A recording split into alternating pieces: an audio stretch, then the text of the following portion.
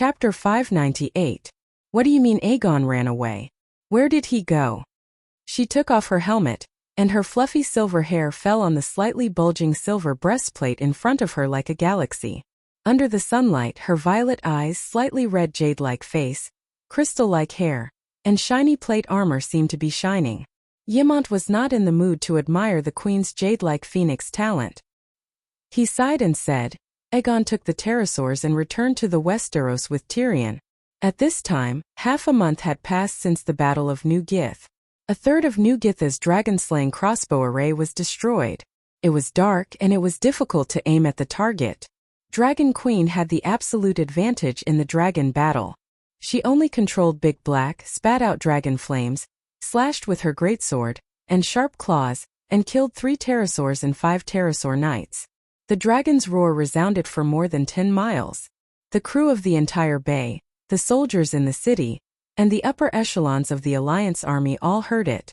They heard the wounded howls of their pterosaurs and the sorrowful cries before death. The 38 dragons were like 38 trains at the highest speed colliding together, and the chaotic battle that followed was like a gang fight on the street with machetes.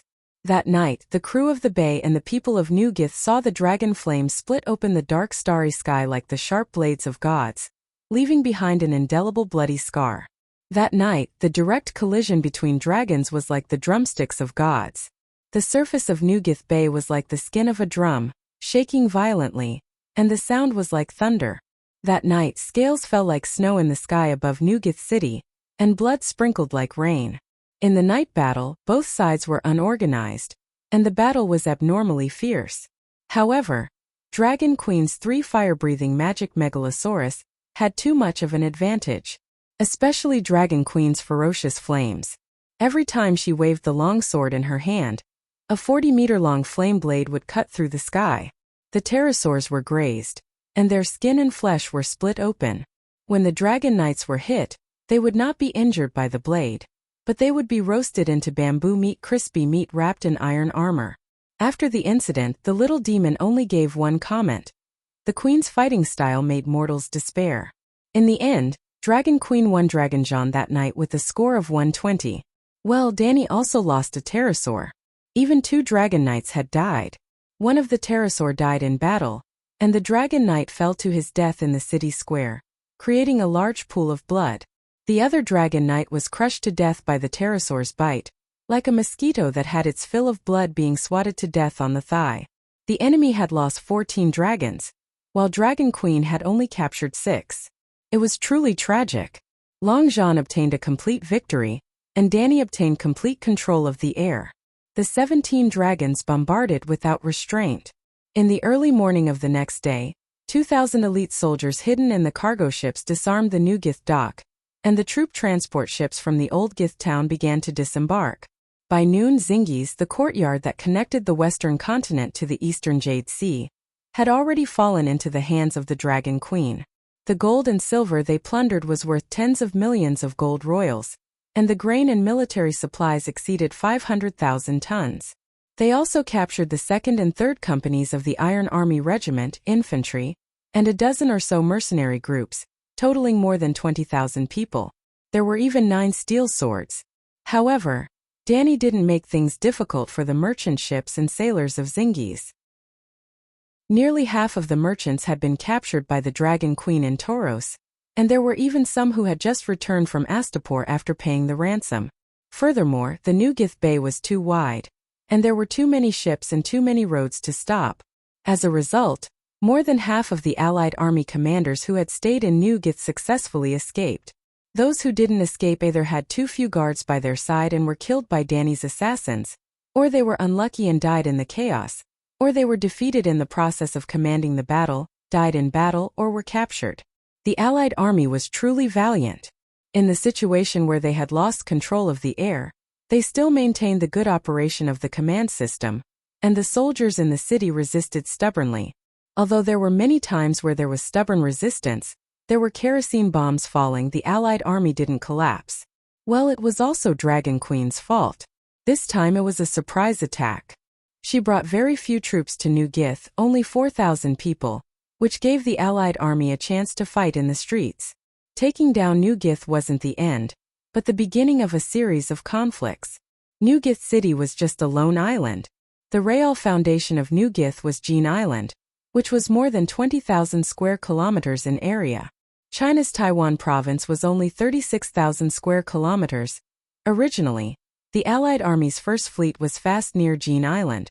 That night, a large number of ships escaped to the next island. In this half a month, there were people from New Gith crossing the bay almost every night, attacking New Gith from Jean Island. That situation could be taken as a reference to how the railway guerrillas dealt with the Japanese in the city. Gith guerrillas versus true dragon Japanese. Actually, Danny's strength looked like a Japanese invading the village, but her goal was very much like the guerrillas. That was because she didn't take over New Gith to rule, but to destroy the Allied Army's control of the summer sea route. Dragon Queen's strategic goal was the same as the railway guerrillas, to destroy the enemy's transportation hub and increase the enemy's cost of transporting supplies to the front lines. This scene was like the railway guerrillas taking down a crossroad in the 9 provinces. Not only did they want to blow up the railway, but they also wanted to defend that road. The railway guerrillas definitely wanted to defend a certain section of the railway and completely cut off the Japanese's transportation line, but they didn't have the strength. But Danny did. She only left 2,000 Wings of Liberty there. With the help of the Gith's fortifications, 2,000 people turned the 16-square-kilometer island into a sea fortress. Destruction was always easier than construction. She was a destroyer destroying the summer sea route. In this half a month, the first and third fleets of the Allied Army took turns to bombard New Gith indiscriminately, using catapults and ballistae. The 2,000 defenders didn't care. They only shrank their forces and placed them in the Great Pyramid and the city's tunnels. Because the wildfire general burned the city with oil bombs, the people of New Gith had dug many underground tunnels and underground fortresses. Unfortunately, the catapults didn't have any lethality against the Great Pyramid. In fact, the catapults had a limited range and couldn't reach the Great Pyramid in the center of the city. In other words, other than landing on the beach, the Allied Army couldn't threaten the Wings of Liberty in New Gith. But did the Allied Army dare to land on the beach? They had tried. It wasn't easy to take down the pier and climb up the city wall. The Megalosaurus had already rushed over from Estapo. Landing on the beach obviously couldn't carry scorpion crossbows that weighed hundreds of kilograms, but the strongest single-handed crossbow, the long-arm crossbow, which was loaded with feet and very powerful, which was the crossbow that Tyrion killed Tywin in the TV series Power Rangers, couldn't kill the Megalosaurus, not to mention that the Megalosaurus was now wearing a steel belly armor that weighed hundreds of kilograms. Danny had just returned from New Gith at this time. In the early morning, the Allied Army launched the 5th landing. That's right. There had been 4 before, and when they broke through the dock area, the shapeshifters in the city immediately sent a message to the Dragon Queen. 3.5 hours later, Danny flew 1,200 kilometers and appeared in the sky above New Gith. The Allied Army had 10 pterosaurs, and they were throwing kerosene bombs at the Great Pyramid and the Wings of Liberty. After Dahe appeared, they immediately surrounded him. But the Megalosaurus was faster than the pterosaurs, and the Dragon Queen could also slash out a 40-meter-long fire sword. After killing 2 pterosaurs and burning 4 pterosaur knights, the remaining pterosaurs fled back to the Allied fleet. The fleet had the Dragon Slayer crossbows, so Dahe didn't take the risk. Once they had control of the battlefield, the next step was simple. Dahe was unscrupulous. Under the control of the Dragon Queen's fire control, he no longer spewed out pillars of fire, but a 100-meter-wide carpet of fire. It only took 10 minutes for the 4,000 soldiers of the other side to all perish in the sea of fire, and no one survived. In the first 4 times, Danny still restrained herself and tried to reduce casualties, capturing almost 8,000 people. But this not only increased the burden on her side, reaching the upper limit of 2,000 soldiers, but also increased the courage of the enemy for the 5th landing. Danny believed that after today's tragedy, the Allied Army would be much more cautious when deciding to launch the 6th landing. Having just defeated the 5th encirclement of the Allied Army, the Dragon Queen was originally very happy, but when she returned to Astapor, she heard the news that Aegon had fled. For the Iron Throne. Aegon wants to return to the King's Landing to fight for the Iron Throne, Ymont said. Why did he suddenly have this idea? Did Tyrion bewitch him? Danny asked. Yimont said bitterly, with dragons there is power, and the increase of power will encourage ambition. Becoming the king of the Seven Kingdoms is obviously much better than being a patrolling knight in Slave Bay. According to what you said, shouldn't I be in the sky now? It's just a pterosaur. On the battlefield of Slave Bay, it doesn't even have the qualifications to fight alone. This morning, I killed 2 more shadow pterosaurs, Danny complained. You have high standards. The Westeros are different from here. Yimont frowned and thought for a moment before saying, the situation in the Seven Kingdoms has changed drastically. Kevin is dead, and Cersei and Tyrell are fighting for the Iron Throne. They almost fought at the King's Landing. Aegon thinks that this is a once-in-a-lifetime opportunity, and Tyrion agrees. Aegon came to Slaver's Bay for 2 reasons, to marry you and to become a dragon knight. From the beginning, he came to Slave Bay to obtain power for the Iron Throne. Now that he has obtained what he can obtain, it's not surprising that he left. As for Tyrion, he came with Aegon to bring you back to the Westeros. He wants to use your power to take revenge to prove that he is, a Lannister. Sigh, I should have told him my true identity, old Yimont said, vexed. Is this a betrayal? He stole my dragons without even saying goodbye. Danny sneered. You swore that the one who ends the long night will be king. Aegon was worried that you wouldn't agree with his actions. Yimont explained, then continued, Aegon didn't betray you. He never swore loyalty to you but Tyrion. The old man smiled bitterly and sighed. He is a brave man with a kind heart who cherishes family. Unfortunately, he only thinks of himself as Lannister. You will probably never get his kindness and family. His bravery will not be displayed on the battlefield of Slave Bay. Don't make it sound so mushy. You make it sound like I yearn for dwarves' family. Danny cursed in her heart, but she sneered and said, Tyrion, that bastard, is usually afraid of battle, but now that the Battle of Meereen is imminent, he took my 2 largest pterosaurs. He really doesn't deserve to be human. What do you plan to do with them? Yimont asked. Danny hesitated and said, did he take Masai? No.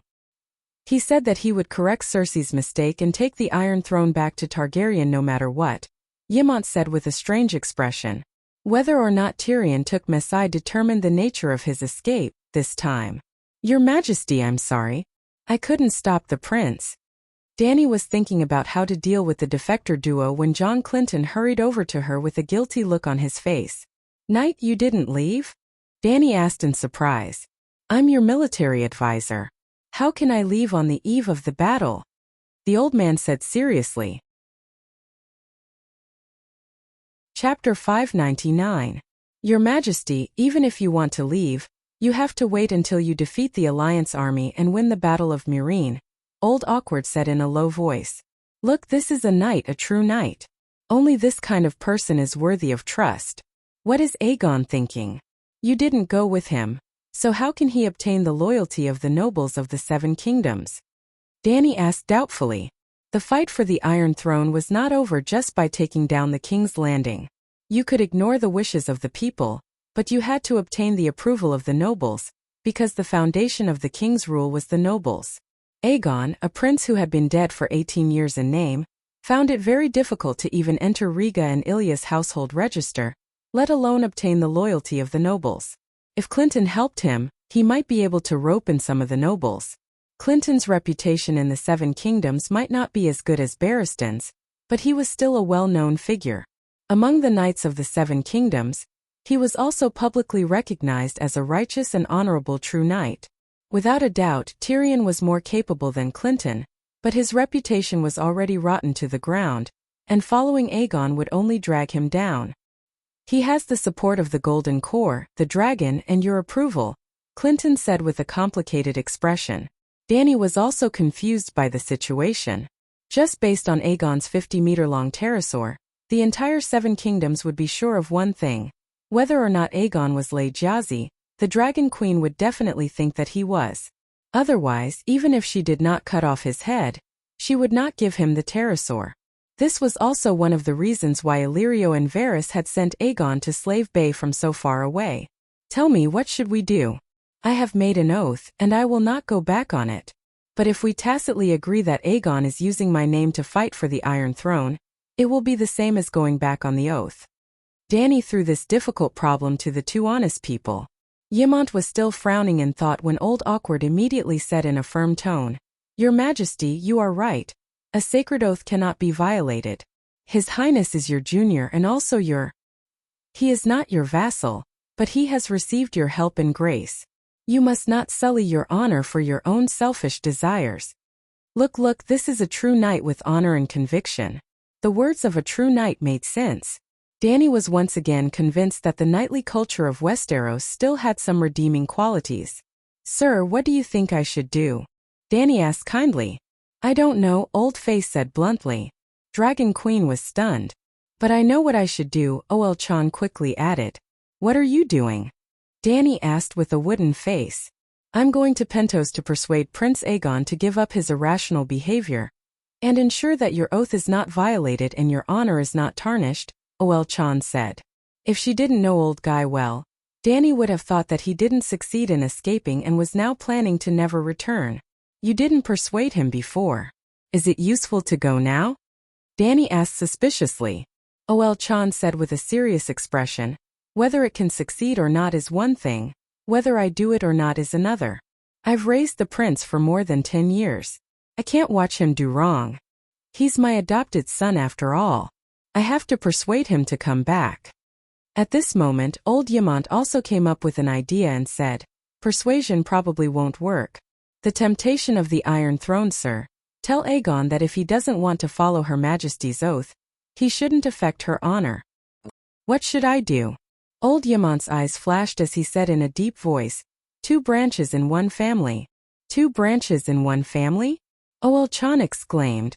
"Yes, 2 branches in one family, just like Dayan of Starfall City and High Recluse City." Old Yamant nodded. "Master Yamant, are you letting Prince Aegon be the branch family? I'm afraid he won't be willing." Oel-chan was the first to be unhappy. He didn't agree with Aegon's actions, but he didn't want the Silver Prince to become a second-class Targaryen for no reason.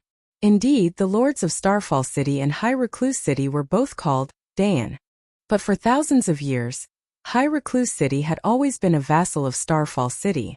In fact, there was a more direct example than Dayan. The King of the North, Stark, and Khal of Karhold City, Stark.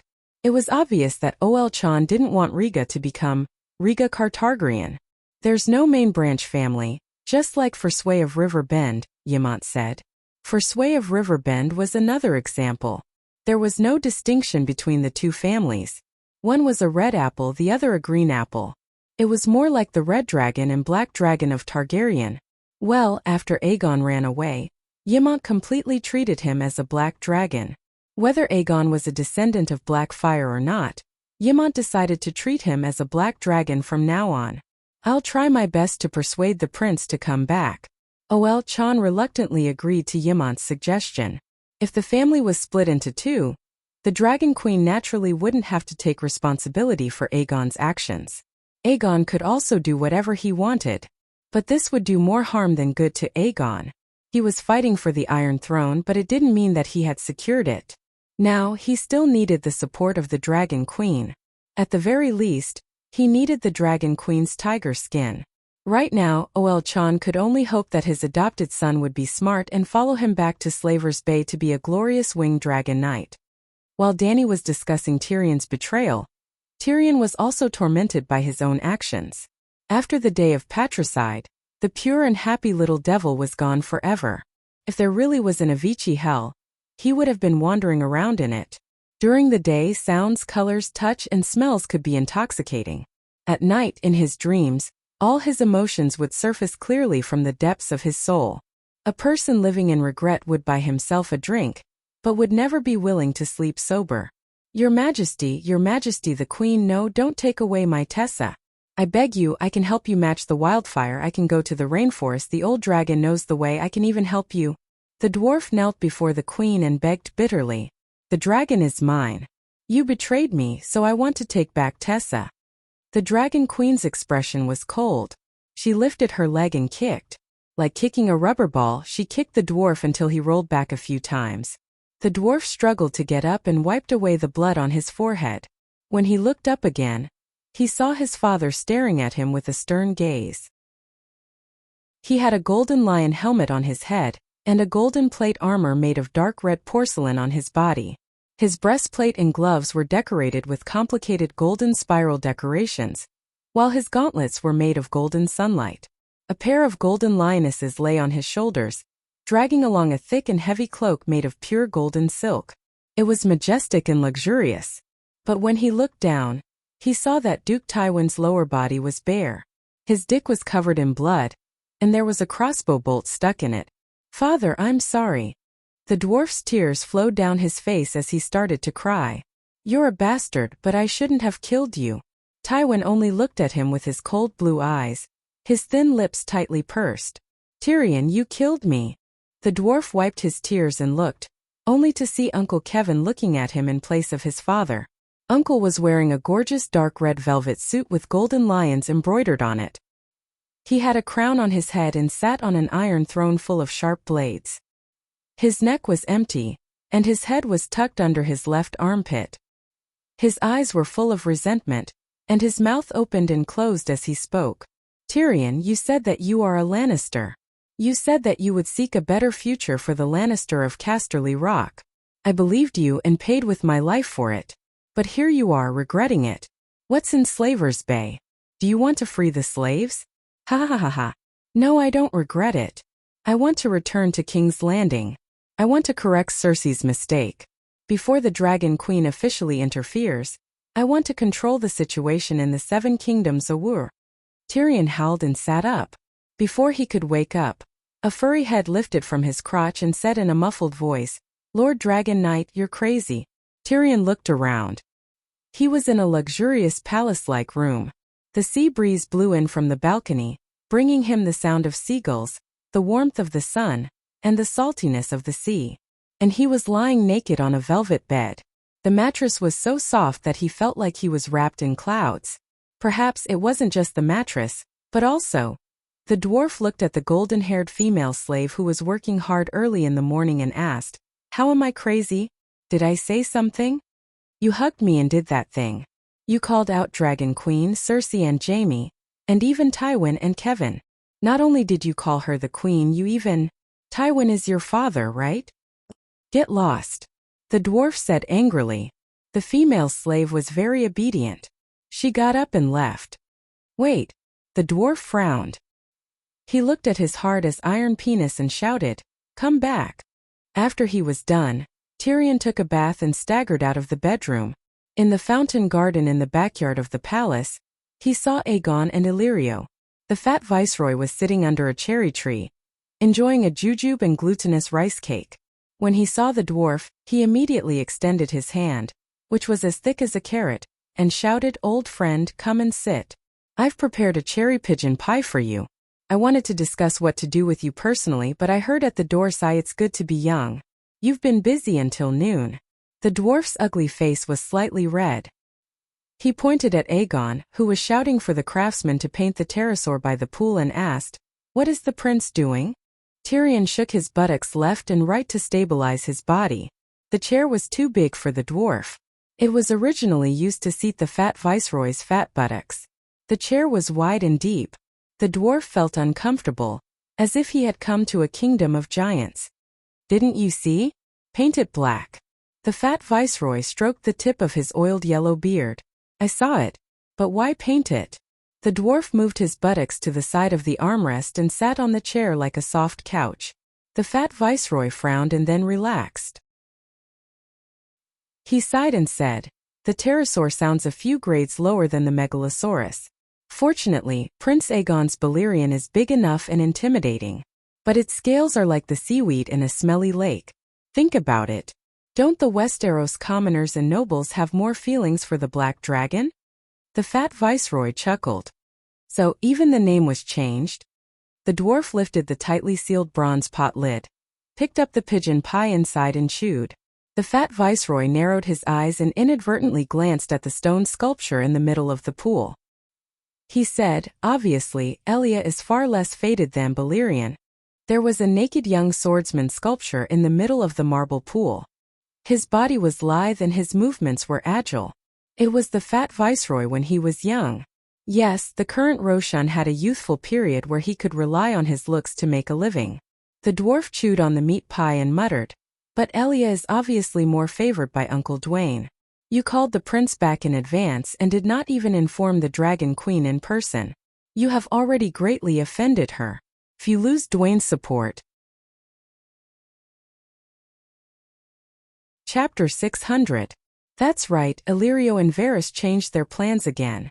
The first time their plan was simple. They wanted Robert to work hard until he became fat and weak and lost his ability to fight. They wanted the 7 kingdoms to empty their treasuries and lose their strength. In the end, Littlefinger came in and killed the best foster father of the 7 kingdoms, Jon Arryn. He exposed the secret that Robert's 3 children were not his own, and started a war between lions and wolves.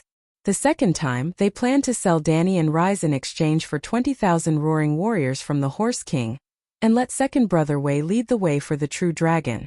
In the end, second brother Way killed himself and Dany and Rhys killed the Horse King. The third time, they planned to let the true dragon Aegon go to Slaver's Bay to find the Dragon Queen, marry her, tame the dragon and return home together. In the end, the Dragon Queen did not care about them at all. The fourth time, they realized that the chess piece had become the player. Their plan was to follow the Dragon Queen's plan. Aegon tamed Blackie and survived the long winter while the Dragon Queen led thousands of troops to help her nephew seize the Iron Throne. In the end, Aegon tamed a pterosaur. Illyrio cursed in his heart, "Fuck, 10,000 times and child, why are you so impatient 100,000 times?" If that was all, Illyrio and Varys would have just accepted it and continued to wait. However, 2 pieces of news came from Slaver's Bay and King's Landing, forcing them to change their plans. The first piece of news. Kevan and Pycelle were dead. Lannister and Tyrell, who were allies, turned against each other for the Iron Throne. King's Landing fell into chaos. The second piece of news.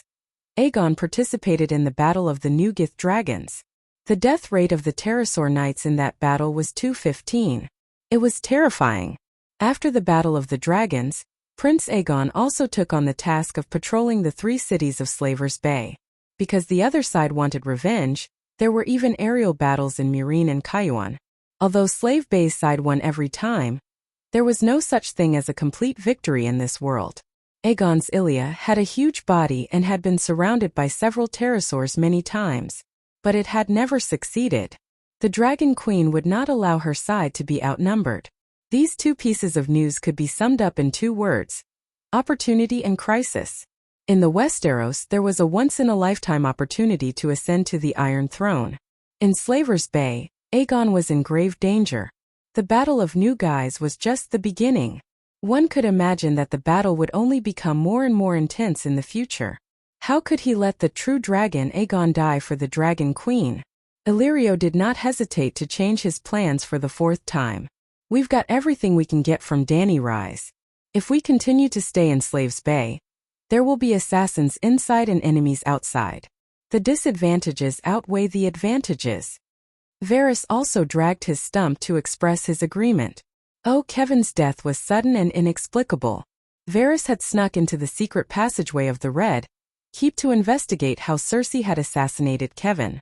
In the end, he had stepped on a trap that Tyrion had suggested and Kevan had arranged for people to set up, breaking his left leg. In short, Varys and Illyrio both believed that Aegon should not continue to stay in Slaver's Bay. Aegon received Illyrio's letter and agreed with his plan. To be honest, even without Illyrio's letter, he had planned to return to the Westeros after the Battle of Meereen to fight for the Iron Throne. Yes, Aegon was not completely heartless. During his time in Slaver's Bay, he had repeatedly fought at the forefront for Aunt Dany's great cause. Knowing the significance of the Battle of Meereen, Aegon had wanted to delay his departure, but Tyrion changed his mind. The dwarf told him, "When the Battle of Meereen ends, the chaos in the King's Landing will have subsided. Either my sister will suppress Tyrell, or Tyrell will control the King's Landing. Either way, you will face the pressure of half of the Westeros. Either you immediately return to the Westeros and seize this once-in-a-lifetime opportunity, or you stay in Slaver's Bay until summer comes. Moreover, the Queen has 20 pterosaurs now. Without you and me, she will only lose a tenth of her aerial strength. But Dragon Queen has 5 megalosaurus, so 20 pterosaurs is only a tenth of her aerial strength. Thus if we leave now it will have little impact on her. For you, Prince, this opportunity will change your life. If there is a long night and you hide in Slaver's Bay, you will definitely not be able to become a savior and have no fate with the Iron Throne. If there is no long night, when summer comes and the Dragon Queen helps you obtain the Iron Throne, you will only be Aegon chosen by my aunt to be king. Do you want to be Aegon the Conqueror, or Aegon chosen by my aunt to be king? Of course Aegon wanted to be Aegon the Conqueror. Even if my sister is useless and a pushover, the nobles of the 7 kingdoms will definitely not stand by and do nothing when foreign enemies invade. Under the cherry tree, the dwarf chewed on a piece of meat pie and mumbled, Prince Aegon is not a foreign enemy. He is only taking back what belongs to him. Ilio put down the rice cake and said with a serious expression, Of course he is the son of Rhaega and Ilya. He should be the first successor to the Iron Throne. Tyrion nodded in agreement. But you have to convince the nobles of the 7 kingdoms. Varys' reputation is not better than mine. How do you plan to deal with the prince's relationship with Dorne? You even changed her name to Ilya. To think that I praised the prince in front of Princess Elaine for being filial. The prince is not a vassal of Queen Dany and Prince Mikhael. He should interact with them as a king, Ilio said in a low voice. Tyrion raised his eyebrows. How? Ilio said. We will follow your plan. We will attack and take down Storm's Rest. The prince will announce his identity and use his status as the rightful successor to the Iron Throne to summon the loyalty of the Stormlords. After becoming the Duke of a kingdom, Prince Aegon will have the capital to form an alliance with Dorne. Then we will combine our forces and head north to King's Landing to seize the Iron Throne. This plan was indeed first proposed by the dwarf, a long time ago, when they had just arrived at Slaver's Bay. With the Golden Regiment as the backbone? Is it reliable? Tyrion frowned. The Golden Regiment is absolutely trustworthy, the fat governor said with certainty. That day, Tyrion rode Tessa and Aegon rode the Black Reaper Balerion. They brought the spice merchants and flew south to Myr. By the time the old man found Myr, the Golden Regiment had already begun to board the ship. They boarded the ship and left Myr, crossed the narrow sea, and headed straight for Storm's Rest. Harry, your contract with Myr has been terminated? Clinton found the commander of the Golden Regiment, Sir Harry Strickland, known as Homeless Harry, who was directing soldiers to transport the giant elephant onto the ship. Whoa! Harry saw the black pterosaur landing beside him and whistled. He said in surprise, I didn't expect you to become a dragon knight. Where is His Highness? Clinton learned about Aegon from butler Ilio and flew to Myr. Before he landed, he saw a dense group of marching troops at the docks. Before he looked for Harry, he circled the city and did not find any traces of the pterosaur. They went to Queen's Corner. Harry laughed and went over to give his old friend a big hug. Clinton had served in the Golden Regiment before, and was an old friend and comrade with Harry for many years. If Varys had not entrusted little Aegon to him, Clinton would have been the commander of the Golden Regiment. You're fat and old. Clinton hugged his old friend's bloated and loose body and sighed. Harry looked at the old man and touched his sparse hair. He sighed. You're bald too, but you're still full of energy. Your arms are so strong that they hurt my ribs. Clinton laughed heartily and greeted the commanders of the Golden Regiment who had rushed over after hearing the news. He then pulled Harry to the side and frowned. Is the prince with Ilio? What else? Harry was confused. It was that guy who encouraged the prince to leave Slave Bay. Clinton frowned. John, although I'm unhappy with his repeated changes in plans, I really don't think Ilio is wrong this time, Harry said. The prince's actions went against Her Majesty's oath, Clinton said. That's not our queen. John, you're loyal to Prince Aegon, Harry said meaningfully. Clinton knew that the Golden Regiment had never belonged to the Dragon Queen, so he did not argue with him. Why did the prince go to Queen's Corner? To seek help. Queen's Corner has tens of thousands of barbarians and hundreds of warships. In this special period of the Narrow Sea, it's almost the strongest force, Harry said. Old guy could not believe it. They just left Slave Bay without saying a word, almost betraying us, And now they're going to ask the queen for help? The prince is always the Dragon Queen's nephew, Harry said matter-of-factly. Old Guy shook his head. You're taking things for granted. You're not taking the Dragon Queen seriously. I've seen her before. She's a skinny little girl who looks good, but… Harry recalled. That day she was sitting in the corner with her head down. She didn't say a word. She was a very shy and weak child. At that time I would never have thought that she would have the fame and achievements she has today. Sigh. A sigh filled with complicated emotions. The mercenary leader continued. If you think that I don't take the world-shaking Dragon Queen seriously because of her weakness when she was young, then you're wrong. You can only be strong if you have no desires. The Dragon Queen agreed to help Prince Aegon, saving us time and effort. The Dragon Queen insisted on her illusory honor, so we'll work harder. Harry stretched out his wet fat hand and made a grabbing motion. He said confidently, the current wind's rest fort is like a red persimmon on a tree branch in autumn. With a light touch it can be picked and eaten. If that's the case, why did the prince go to Queen's Corner? Old Guy asked with a wooden face. Harry shrugged and said, the dwarf insisted. At least the queen has the royal fleet to send us to Wind's Rest Fort. Although the people of Mill agreed to terminate the contract, they were also willing to arrange ships to send us away. But the number was too small. The warships were all sent to Slave Bay to participate in the World War. The people of Mill are so generous? Not only did they agree to terminate the contract, they even provided ships. Don't tell me you agreed to some treaty that's disadvantageous to the Queen? Old Guy asked suspiciously. What can they do if they don't agree? Mill relies on the Golden Regiment to defend against foreign enemies. Today we can protect Mill from being attacked. Tomorrow we can also turn into bandits and rob this city. Of course we're the Golden Regiment. We won't be so unprincipled. But the Golden Regiment is also a mercenary regiment. Any rational leader of a city shouldn't believe in the moral integrity of mercenaries. So, providing ships and food to send us out of the country is the best choice. Old Guy was stupefied. Chapter 601. Tyrion proposed going to Queen's Corner for two reasons. First, as Harry had said, to seek help. However, Tyrion did not expect the Dragon Queen to send barbarians and warships to help Aegon land at Storm's End Keep.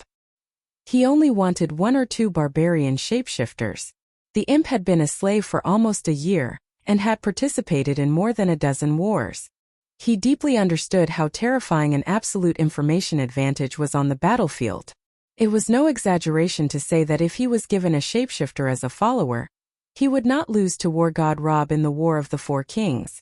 In addition to shapeshifters, the Dragon Queen's Royal Navy, which dominated the Stone Steppes archipelago, was also the dwarf's target.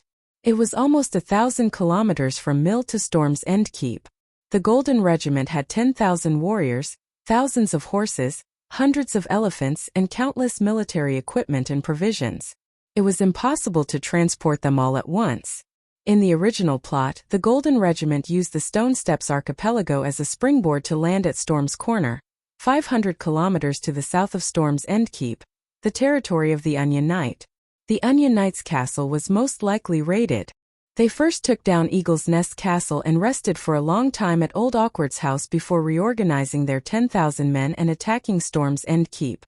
In addition to seeking help, Tyrion had a second goal: to obtain the Dragon Queen's forgiveness. The day before yesterday, he had run away without telling the Dragon Queen, mainly because he was afraid that the Queen would take away their dragons. The dwarf knew that Dany could do it. However, the monk could run away, but the temple could not. Tyrion's goal was the King's Landing, Lannister, and Casterly Rock City. He had to reach an understanding with the Queen, otherwise, his future efforts would be as illusory as a fortress on the beach. When a child wanted to do something that their parents did not allow, they would often act first and report later. When the deed was done, the parents would scold and whip the child, but they would still help the child do what they did not want to do. Aegon was not the Dragon Queen's child, so he would not receive such treatment. There was a 99% chance that the Dragon Queen would not comply with her orders, but she would not treat them as enemies either. Tyrion was very realistic. He had never asked for the Dragon Queen's protection. As long as she did not treat him as an enemy, he would be satisfied. At the end of the day, Tyrion's goal had always been clear. He had committed an unforgivable crime, but he had to protect Casterly Rock from the coming storm. He didn't care about personal honor or loss at all. How should I put it? Tyrion had achieved half of his goal. Old Boar did not hesitate to reject Aegon's request to rent the shapeshifter and the ship, but he did not announce that he would deprive them of their dragons. Tyrion had watched the Magic Mirror livestream a few times and knew that Dragon Queen could definitely communicate with Barristan remotely. There was no doubt that the old knight's attitude basically expressed the Dragon Queen's will. Tyrion was a little disappointed that he did not receive help. He did not hear the Dragon Queen's scolding. While he breathed a sigh of relief, he also felt an inexplicable sense of loss. It seemed that his relationship with the Queen would never return to how it used to be. Their relationship could not be said to be good, but when he faced her, he was open and had no desires. He was neither servile nor overbearing. But now? Sigh. When he met John Clinton at Mears Docks, Tyrion was still a little distracted. Sir, you're here too. Very good, we have the hand of the king. Illyrio's exaggerated laughter woke the dwarf up. The hand of the king? Let the other ghosts bite off this fat merchant's mouth. When he and Aegon had just flown from Slave Bay to Pentos the day before yesterday, the fat viceroy had promised that he, Tyrion, would be the greatest hand of the king. But before Tyrion could mock him, he heard Clinton say solemnly, "I'm here to bring Prince Aegon back." Back where? Tyrion slid down from Tessa's fleshy wings and asked in confusion. Back to Astapor. The old man looked straight into Aegon's drifting eyes and said word by word, "Prince, do you know how much criticism your actions will bring to the Queen? She made an oath and now you are using her name to break her oath. No righteous king would do such a thing." Illyrio used his hands full of sparkling rings to straighten his robes that were wrinkled from riding the dragon as he shouted. "This is a rare opportunity. The Queen is the Queen of Slave Bay, and the Prince is the King of the Seven Kingdoms. It's the best of both worlds, so why not?" Besides, when she made the oath, she did not know that Prince Aegon was still alive. That was then and this is now. An oath is an oath. A knight will stake his life to protect his oath. The Queen is a true knight, the Night King. The old man shook his head. "I am also a knight." Aegon pursed his lips, no longer avoiding his gaze. He looked at his foster father and said, "I will take responsibility for my own actions. I will not use her name to do things. She cannot represent me. My actions have nothing to do with her, and her oath has nothing to do with me. Once I take down Windrest Castle, I will announce this to the nobles of the Seven Kingdoms." "One family, two branches?" Tyrion raised his eyebrows. "One family, two branches." Aegon frowned and thought for a moment, then nodded. "Yes, one family, two branches. She is my aunt and this will never change. But who said that my aunt and nephew will never be separated?"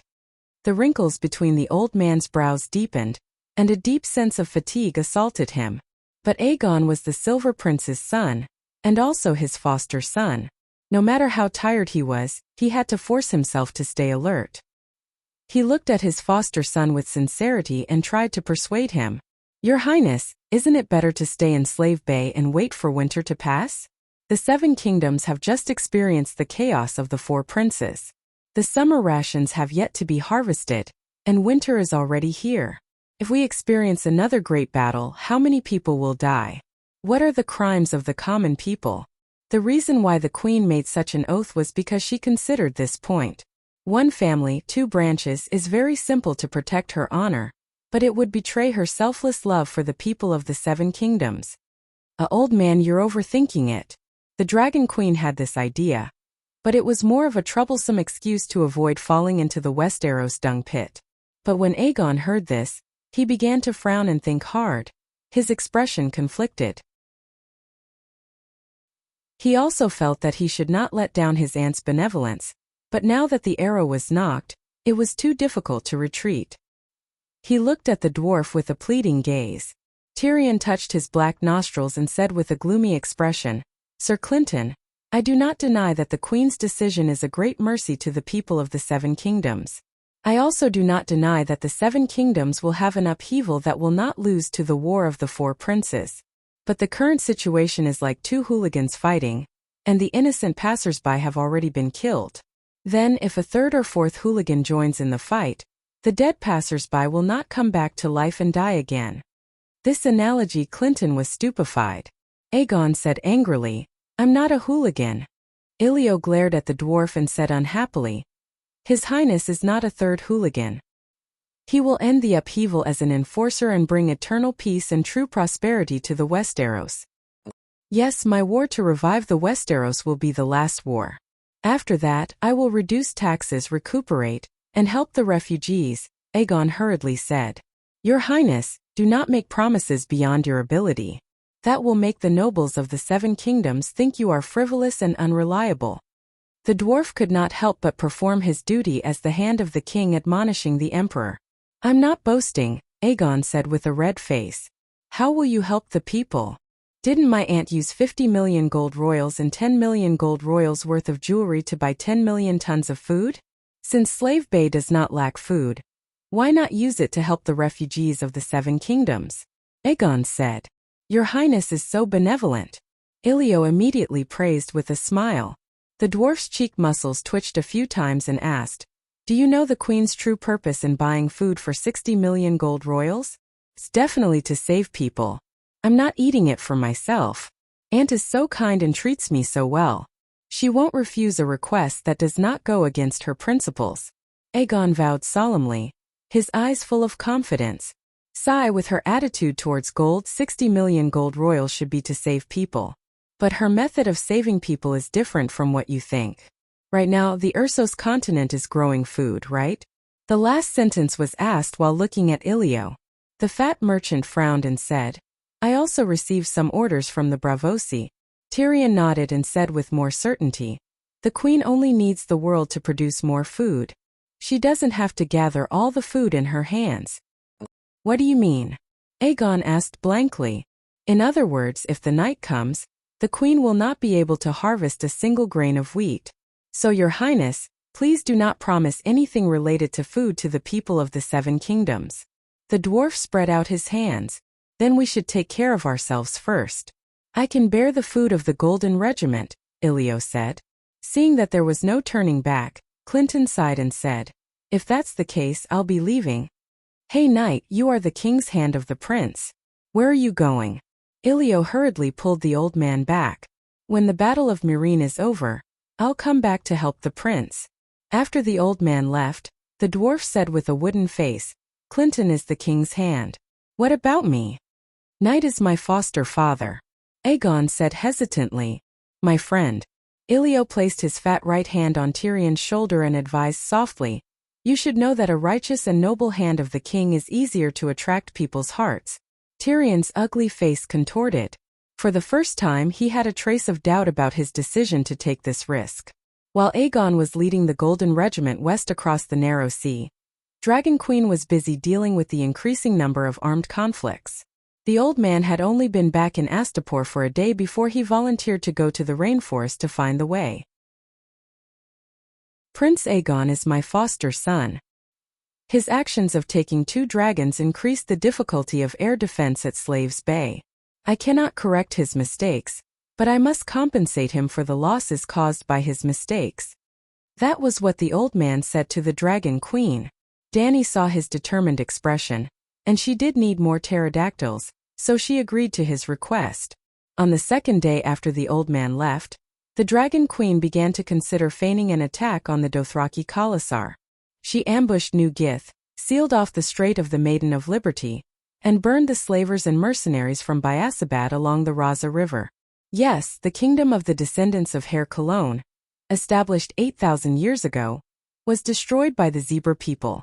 The remaining descendants of Hair Cologne built 3 cities along the Jade Sea. Biasabad was only a few hundred kilometers away from the Raza River. Once they reached the Raza River, they could take a boat straight to Meereen. Enemies surrounded Meereen from all directions. Dany had harassed the enemy forces in almost every direction, except the Khalasar on the Great Sea of Grass to the north of Meereen, because she felt that they would be her underlings sooner or later. But if she kept treating the centaurs differently, it would arouse the suspicions of her allies, and her backstab plan would be difficult to achieve. Therefore, Dani prepared to find a few of the most unpleasant persimmons to pinch. She was not targeting anyone, but all the Khalasars were soft persimmons in her eyes. Chapter 602. Just as Dani was preparing to take action against the centaurs in the northern plains, John came looking for her. Yep, little John. In the study, Dani looked at the young man in the mirror with a complicated expression. She lamented, "Looks like you've gained more than I expected. In just a few days your magic power has increased by several folds. You didn't need anyone's help and connected to my magic network with your own strength." Yep, John didn't use Aunt May's help to contact her this time. John held a glass candle in his hand, like an experienced wizard, using the magic crystal tower on Dragonstone Island as a signal relay station to connect to Dani's magic mirror across thousands of miles. It's all thanks to Her Majesty's help. John had a calm temperament, and there was a strange charm between his brows. His eyes were deep, as if there was a galaxy flowing in them. Facing the powerful Dragon Queen, he didn't have his previous cautiousness. His expression was calm and at ease, but he didn't lose his manners. Dani wanted to ask him what he had gained, but she knew without guessing that the other party wouldn't answer such a personal question, or give her a nonsensical answer. "Where did you get your glass candle?" She asked a simple question. "I took a section of the dragon crystal weapon you sent to the Great Wall and cast it into a glass candle." "Oh, where did you learn how to make glass candles?" The main material of glass candles was the dragon crystal. But it wasn't enough to elongate the dragon crystal into the shape of a candle. It involved high-level magical knowledge that ordinary mages wouldn't be able to come into contact with. For example, Dani didn't know how to make glass candles before she went to the cellar of the City of Knowledge to read Magic Network. "Melisandre taught me. She's basically my magic mentor now. She believes that I'm the child of prophecy and taught me everything she knows," John said with a complicated tone. Damn, it's really the treatment of the child of prophecy. The people in this world were much luckier than the guy in Game of Thrones. If she didn't know about Aunt May's ability, Dani would have suspected that Bran had cast the Green Prophet's whisper on the red-robed woman. "Why are you looking for me today?" Dani asked. "I've met the people from the Iron Treasury. They've agreed to provide me with a loan service. With the northern region's taxes and minerals as collateral, the loan amount is almost unlimited. Therefore, I want to get some of the provisions from the Great Wall in advance," John said. "So fast?" "The Iron Treasury just happened to send His Excellency Taichu Nestos to Eastwatch. I met him there." "Taichu?" Dani was even more surprised. "Is it that long-legged, long-faced, long-bearded man Taichu who wears a long hat?" "Your Majesty has seen him before?" John asked in surprise. "That guy really has long legs. He was still in Astapor a month ago. What is he doing in the East Sea?" John hesitated. He did not know if he should reveal the secret of the Iron Treasury. "Why does it have something to do with me?" "Duke Stark, you have something to ask of me." Dani raised her eyebrows. John shook his head and smiled bitterly. "It does have something to do with you, but mainly, forget it, you can find out if you want to. I won't hide it for Stannis. The Iron Treasury plans to provide him with financial support, but when he takes the Iron Throne, he has to pay back all the debts owed by the Iron Throne." Dani was stunned for a moment before she said in a strange tone, "Stannis is already so weak, yet he can still make a comeback. P.S. Did he agree?" "Of course." John nodded. "For the sake of the Iron Throne, he can even agree to such humiliating terms. I overestimated him." Dani sneered. "Your Majesty, it's not an unfair agreement." John knew the inside story and decided to speak up for Erlu. The Iron Throne's debt to the Iron Treasury was all borrowed by King Robert. As his brother's successor, Stannis has no reason not to pay back the debt. That's true. Dani was surprised. During the Mad King's reign, the Iron Throne was profitable with Tywin's help. After the War of the Usurpers, the treasury accumulated millions of gold royals. Not only did they not owe the Iron Treasury money, but they also had a large amount of savings. After Robert's death, Cersei was on the Iron Treasury's list of losers because she was unwilling to pay back the interest. Not to mention borrowing money, the Iron Treasury was even funding Erlu to mess with her. So the Iron Throne's debt was Robert's fault. If Erlu wanted to inherit his brother's throne, he had to fill the hole he left behind. But in the end the wool came from the sheep. The king only knew how to cut the wool of others. If Erlu really took the Iron Throne in the future, the people of the Seven Kingdoms would be the ones to pay back the debt. Has the new commander-in-chief been chosen? I said at the wall that as long as the commander-in-chief agrees, I will have no objections, Dany said. The commander-in-chief is Sir Alliser Thorne. At this moment Jon's pale face twisted slightly. His tone had a strange mixture of disgust and frustration. He said that he will listen to everything you say. If you say he will lend it, he will lend it. If you don't, the Night Watchman will never lend it to you. Dany's mouth began to twitch. I said that the commander-in-chief of the Night Watchman is a very important position. You don't have to care about my face. The position of commander-in-chief of the Night Watchman was very important, but it was difficult to get anything out of it. Even if a trusted member of the dragon family was chosen as the commander-in-chief, it would only make it easier for the Dragon Queen to ask for money and food. Jon's pale face twisted even more. He was chosen based on his qualifications. It has nothing to do with you. Isn't he very foul-mouthed and disliked by the Night Watchman? Dany was puzzled. He joined the Suicide Squad, hunted down the Deviants, and even stopped the Weeper's attack on Eastwatch. He helped tens of thousands of savages leave the Great Wall. Jon's expression was helpless. When the Dragon Queen was at the wall, in order to show that she was fair and just, every time there was an adventure mission, she would definitely choose a trusted member of the dragon faction. After escaping death several times, Sir Alliser suddenly realized, holy shit, I've done so much?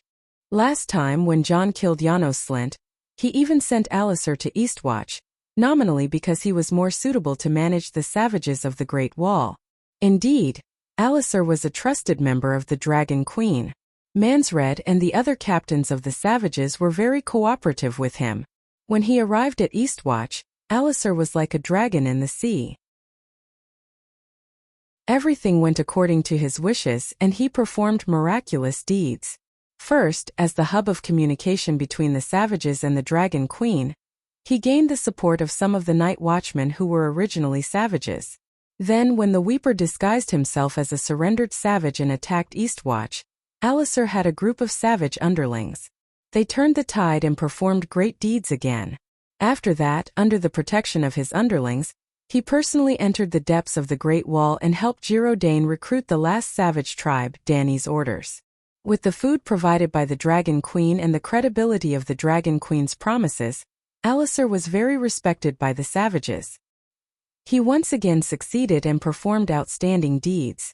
But no matter how outstanding his contributions were, he never thought of running for commander-in-chief because the Dragon Queen had excluded him from the election list last time. In the end, he did those things not because of the honor of the Night Watchman or because of sympathy for the savages. He was simply loyal to the Dragon Queen. As a loyal subject of the Dragon family, he would do whatever the Queen told him to do. Even if he became one of the candidates this time, he thought that he would just be a sidekick. But when the voting results came out, he and the other higher-ups of the Night Watchman were dumbfounded. He actually received 75% of the votes, and was elected the 999th Commander-in-Chief of the Night Watchman with an absolute advantage. In fact, Dany and Alliser had overlooked 2 points. First, including the savages, there were more than 2,500 Night Watchmen on the Great Wall. When Jon was elected, there were only 500 Night Watchmen. The new Night Watchmen had no prejudice against Alliser. Instead, they saw an old hero who was full of glory but indifferent to fame and fortune. Alliser really had no desires and did not do things for profit. Secondly, the impact of Jon's breaking of the oath was too great. Everyone subconsciously wanted to choose an old-fashioned and steadier commander-in-chief. The night was coming, and the Night Watchmen did not want any more accidents. There was no doubt that Alliser, who had 20 years of experience as a Night Watchman, met their requirements. After becoming the commander-in-chief of the Night Watchmen, Sir Alliser did not become arrogant, But his hatred for John was deep in his bones and he did not want to lend him food. That was why John went to the Dragon Queen. "How about this? Go and find blacksmith Tanner. I'll ask him for his opinion," Danny said. "Lend him." The blacksmith was only surprised by the glass candle's means of communication for a while before he sighed. "It's better to send Duke Stark and the savages who support him away as soon as possible. It'll be better for the stability of the Great Wall." John's face flushed red and he felt very awkward. He had actually become the existence that destroyed the stability of the Night Watchman. After that, Danny called old Yamant over and talked to the two old friends. Yamant had a lot of emotions when talking to blacksmith Tanner, and told him a lot about his experience in Slave Bay. Facing John Stark, complicated emotions spread in their hearts like seaweed, but they were speechless. John had failed to live up to Yamant's expectations and became a failed night watchman. But Yamant had also left the Great Wall, and went to Slave Bay to burn his body for Targaryen. What right did he have to criticize John, who had broken his oath for Stark? New Jith had fallen into Danny's hands and the Alliance's supplies were severely threatened. The army from Materis could not help but speed up their march. The Alliance hoped to start the siege of Meereen before their food ran out. At this time there were already more than 80,000 Alliance troops stationed in Borash. Borash was the bridgehead for the attack on Meereen, and was only 600 to 700 kilometers away. As such, Danny became even busier. The operation against the centaurs in the northern plains of Meereen had officially begun. She rode her dragon and burned their tents, intimidated and drove Khalasar towards Borash in the west. If not, how could she stab them in the back? Khal Joma, Khal Zico and Khal Moro were all driven to the west by the Dragon Queen. She did not deliberately drive the centaurs to Borash. She only used the excuse of ensuring the safety of Meereen to drive the centaurs from the northern plains to the west or east. Most of them went to the west because the Alliance's main forces were in the west. They had food and valuables. Other than the Khal who had split from Drogo Khalasar, most of the Khalasar had gone south to participate in the Battle of Meereen because they had received gifts from the Alliance.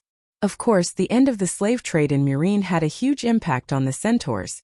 This had destroyed the original ecology of the Dothraki seahorses. The centaurs could no longer exchange the defeated captives for supplies. While increasing the cost of war and survival, it also made the captives worthless and could only be killed. But the centaurs were stupid and could not think of this at this time. They were purely doing it for profit or revenge. Just as the Dragon Queen was attacking the enemies coming from all directions with Meereen as the center, the shapeshifters reported to her two pieces of mixed news. First, there was a blood plague in Borash. Danny was overjoyed. Bless the seven gods. On the eve of the Battle of Meereen, the Alliance troops had been infected. Second, Khal Jocko, whom the Dragon Queen had been looking for, had finally been found. His Khalasar was stationed in the plains 20 kilometers northeast of Borash. In theory, this was good news. Danny could finally bring her cheap son back. But when the two pieces of news were put together, it was a trap. Jocko's Khalasar had also been infected with the blood plague, and Khalasar was on the verge of collapse. Her cheap son was now Jocko's cheap son.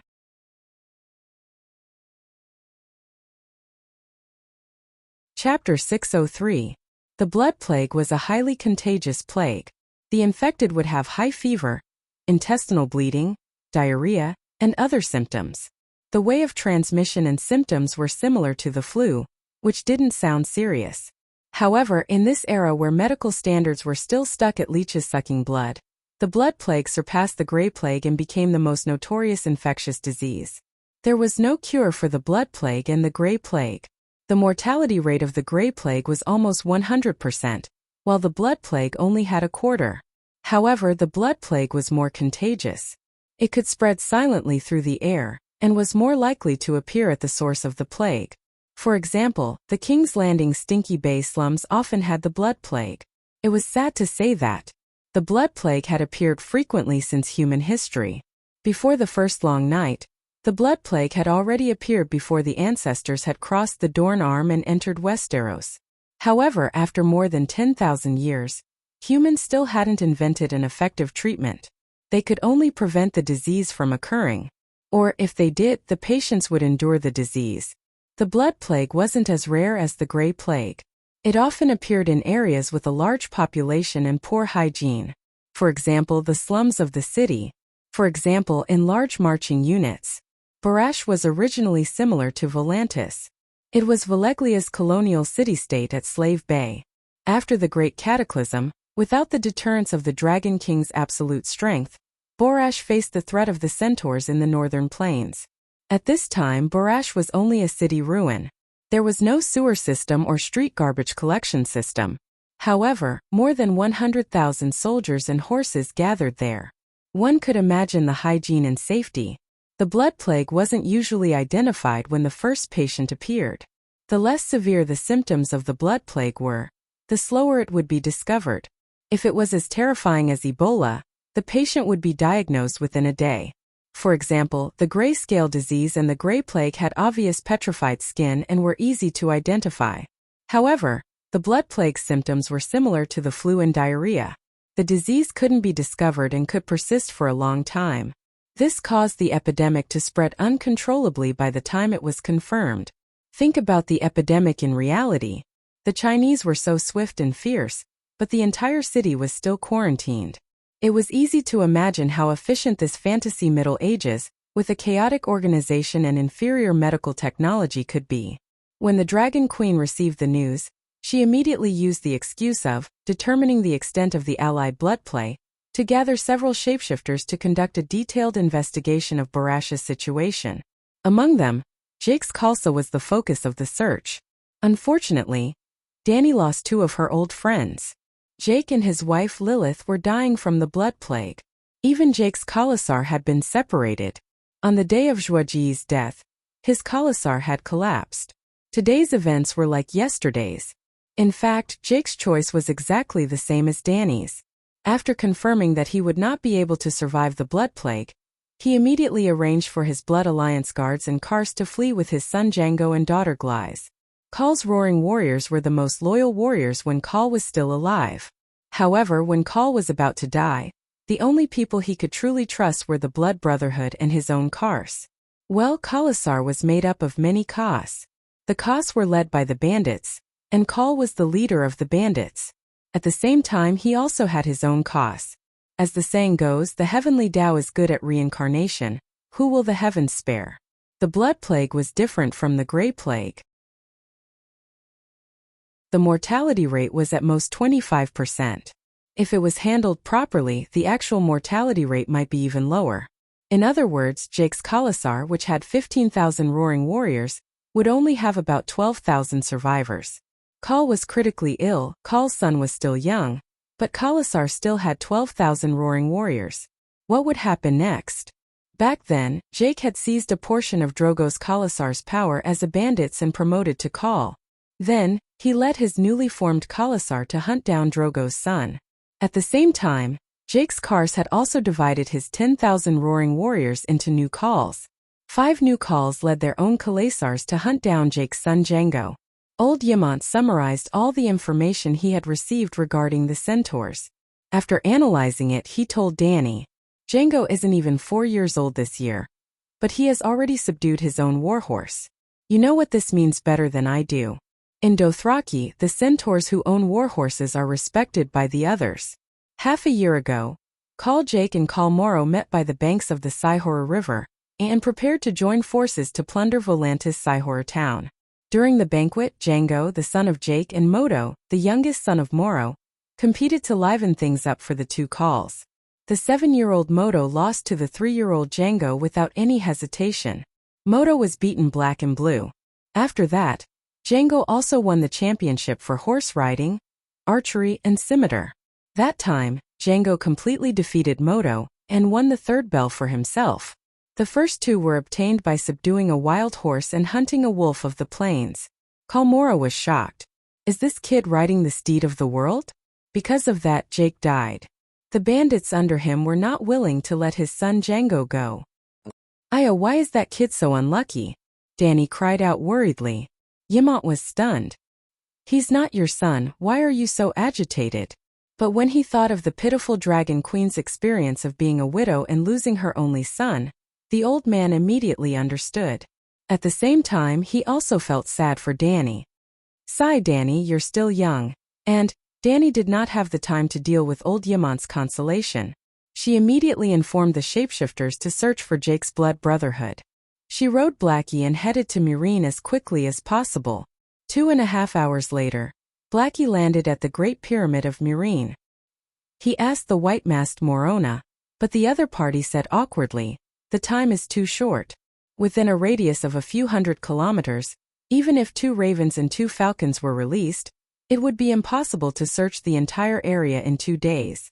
Because of the Battle of Murine, and also because the Dragon Queen had driven the Khalasar from the northern plains to the west time and time again. At this time, the 1,000-mile plains from Borash to the Dothraki Sea of Grass were filled with centaurs. Because of that, the shapeshifters' animal companions could not be found quickly and had to be identified carefully. But 2 days was enough for Django to die twice. Last time in the Red Wasteland, Kaholo, Zhuoji's blood brotherhood, escorted Leg to Horse King City and was killed in 1 day. After all, Kaholo was leading the 500 strongest roaring warriors under Zhuoji's command. Is there any way to find them quickly? Danny frowned. She could not be blamed for making a last-minute effort. After the second dragon battle, Danny ordered Morona to arrange for her raven companions to go to the Great Sea of Grass to find Jake's Khalasar. But after more than a month, there was still no news of Jake's huge Khalasar. There were 2 main reasons. First, Morona was a savage. She did not understand the centaurs' customs, nor did she understand their language. She could not distinguish their appearance. The centaur Khalasar did not have a clan emblem or flag. If she did not ask, she would not know who the Call of Khalasar was. Even if Blackie drew a picture of Jake and Lilith for Morona, just like in the eyes of the Chinese, all foreigners looked the same. In the eyes of the savage Morona, there was no difference between the bronze-skinned, long-braided, and almond-eyed centaurs. She even often confused Ricardo with Kaluo. That was because Ago was in charge of the militia and wore the leather armor of the Mother of Dragons. Jogo was in charge of the Khalasar and wore the Dothraki vest. Kaluo liked to wear armor. Ricardo stayed by the Dragon Queen's side to keep up appearances and was forced to wear the same armor as Kaluo. In order to obtain information from the centaurs' conversations, Morona, who was almost a grandmother, had to work hard to learn the centaur language. In fact, the biggest problem with Transfiguration spies was their language and writing. Morona's Transfiguration talent was the strongest, but the Dragon Queen only arranged for her to patrol Murine and let the least talented goat Gisela go to Astapor Crow's Nest as a spy. Why? Because White Mask Morona and Wildboar Polo didn't understand the Valeglia language. Morona could speak the ancient language, while Polo could only speak the common language of Westeros.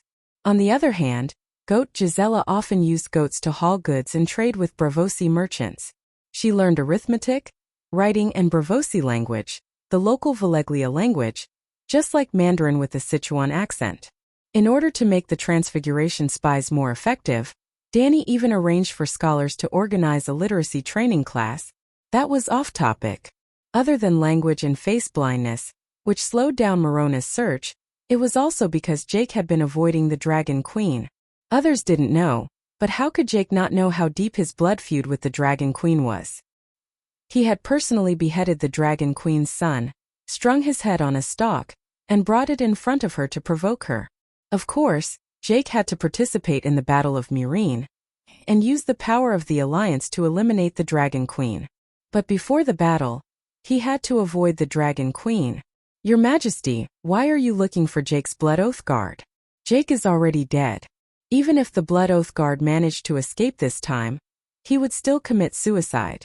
Since Khal is dead, the Blood Oath Guard won't live alone. Morona was confused. I swore to kill Mago with my own hands to avenge my mate Eloy, Danny said. Mago, who is that? Morona was confused. Centaurs like to call this Gu, that Gu Ag Hag Jorgo Django Leg Drogo Mago. The barbarian spearwoman's head was about to explode. Sigh, it's a bit complicated. You can ask Sir Mormont or my Blood Oath Guard. Danny was anxious and didn't want to waste any more time. She waved her hand and prepared to leave. At this moment, She didn't expect Morona to provide any help or advice. Unexpectedly, the barbarian spearwoman was still thinking about the queen's previous question. Actually, prophecies are the fastest, Morona said. Danny stopped and turned back in surprise. You can prophecy? I can, but this isn't the territory of the old gods. It's useless. Slave Bay believes in the 7 gods. Your Majesty, you can pray to the 7 gods, Morona said. Bring some people and continue to search. Danny climbed onto Blackie's back with a dark face. But just as she faced the midday sun and rose into the sky, a distant memory came to her mind in a flash. The house of memories that had been eroded by time opened its door to Danny again. It was in Queers, in the undying temple that froze the river of time. She met many doors. When she opened them, she saw many things that happened in the past, present, and future. She saw the Mad King ordering the burning of the King's Landing. She saw Rob's sad eyes in the bloody wedding. She saw 4 rats surrounding a beautiful woman called Westeros and violently violating her. She once opened a strange door. It wasn't a door, but a simple old cowhide curtain. Chapter 54. She opened the curtain and saw a vast grassland, the Dothraki Sea. A silver ribbon-like river meandered past. A tall horse carried 2 children along the river bank. Bless the 7 gods, that's Leg and Lilith's daughter, Glyze. Danny suddenly realized.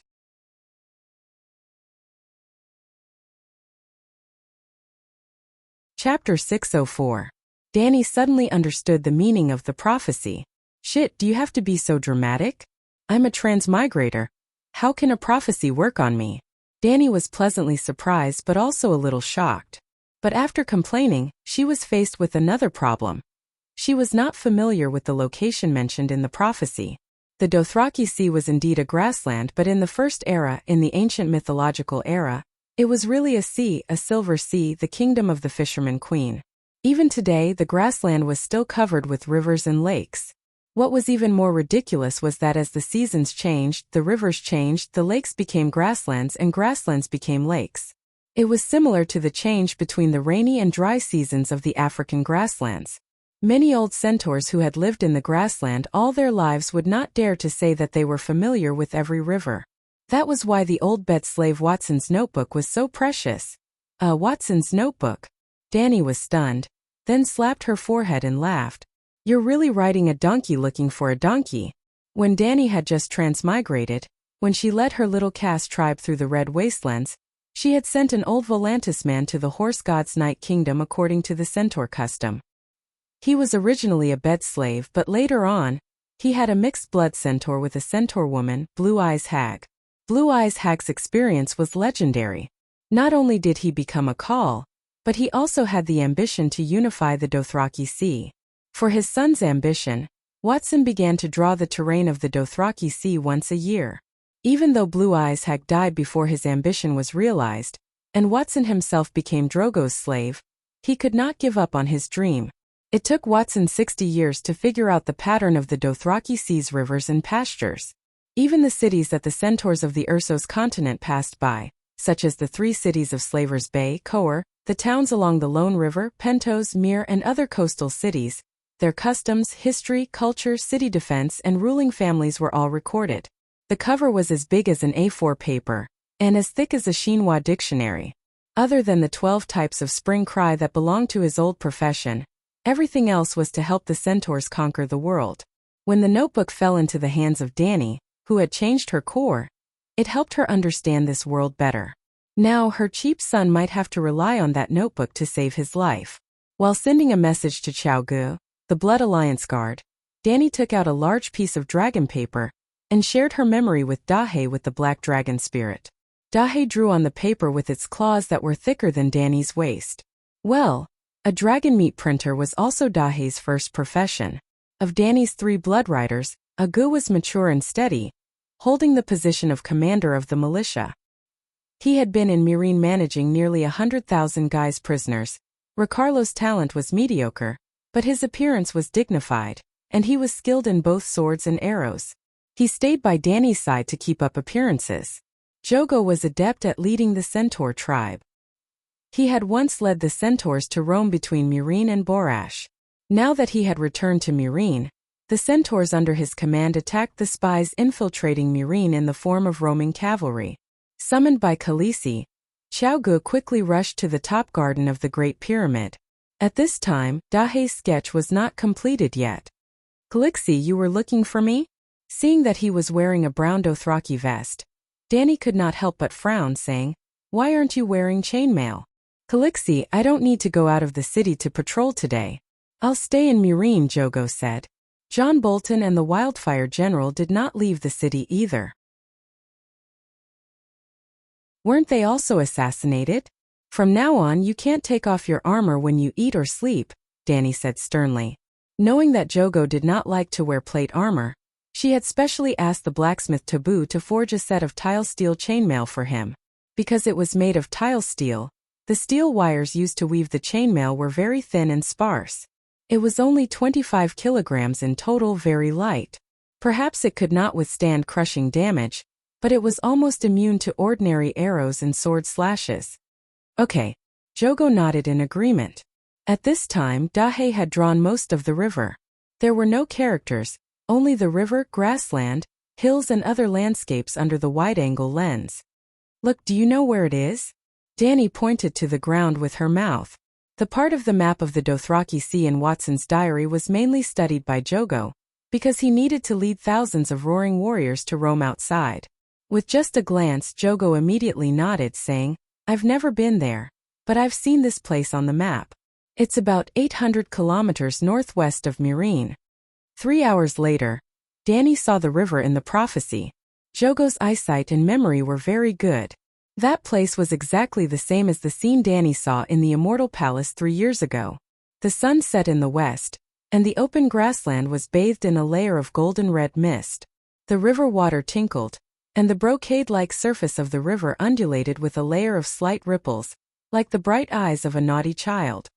Slap! Jogo slapped the nth bug that landed on his face, and asked for the nth time, "Khaleesi, what are we doing?" Dahe walked through the golden-red sunset, and Dany sat cross-legged on the grass beside the river, her eyes slightly narrowed and her expression calm. "Wait, it's not dark yet, it's not time yet." Dany looked as calm as an old dog, but her heart was beating like a drum. She did not see anyone, and for a moment, she suspected that she had overthought and misunderstood the prophecy. But inexplicably, she felt that she could wait for the person she wanted to see here. This feeling had also appeared in the Immortal Palace. At that time, she had an impulse to lift the cowhide curtain. She decided to trust her intuition. Of course, Dany was not someone who would resign herself to fate. She meditated in the clear river green, but Dahe was flying in the sky, searching for traces of centaurs in the direction of Borash. The last rays of the sun fell below the western horizon, and a waning moon cast a faint silver glow on the river. Dany, who had her eyes closed, finally opened her eyes and smiled. Magoo was a typical centaur, cruel, brave, bloodthirsty, unafraid of death, loyal and fearless. He was about the same age as Jogo and Ricarlo, and had similar life experiences at least the first half of their lives. They had all been subordinates of other Khalasar, and King Drogo had defeated their Khalasar. He had chosen brave youths and healthy girls from the captives to supplement his Khalasar, and the rest of the centaurs had either been reduced to slaves or bought into slave bay. Jogo, Ricarlo, Jiki, Iri and the other youths had easily accepted their fates. They did not hold a grudge against Drogo for destroying their Khalasar, or the current Khalasar. This was a centaur custom, and everyone knew it. It was a rule of the Dothraki Sea, as natural as the seasons. But Jogo, Quero and the others had followed Khaleesi, becoming her Kars. Magoo had been assigned to Jocko's Kars. Their fates had diverged in that moment. After taking down the town of the shepherds, Magoo had captured a beautiful young shepherdess, and he had ridden her happily. Then Khaleesi had come. She had taken the spoils from him. This was a great insult to the centaurs. Everyone knew that even the Khal could not take a centaur's spoils of war. After the Khal's death, Magoo finally had a chance for revenge. He had fought bravely, following Jocko's call to intercept and take away Kaholo, who was riding the world's steed. He had dealt the final blow to Bloodguard Kaholo. Because of his bravery, Jocko had promoted him to Bloodguard, and he had reached the pinnacle of his life. He had made a bet with his call that the cowardly women of the Sunset Kingdom would cry at the sight of a child's head on a stalk. He had lost the bet. But he had taken back his spoils from the woman. Now, he could not even remember what the young shepherdess looked like. But he would not forget the pleasure of riding her again until the moment of his death.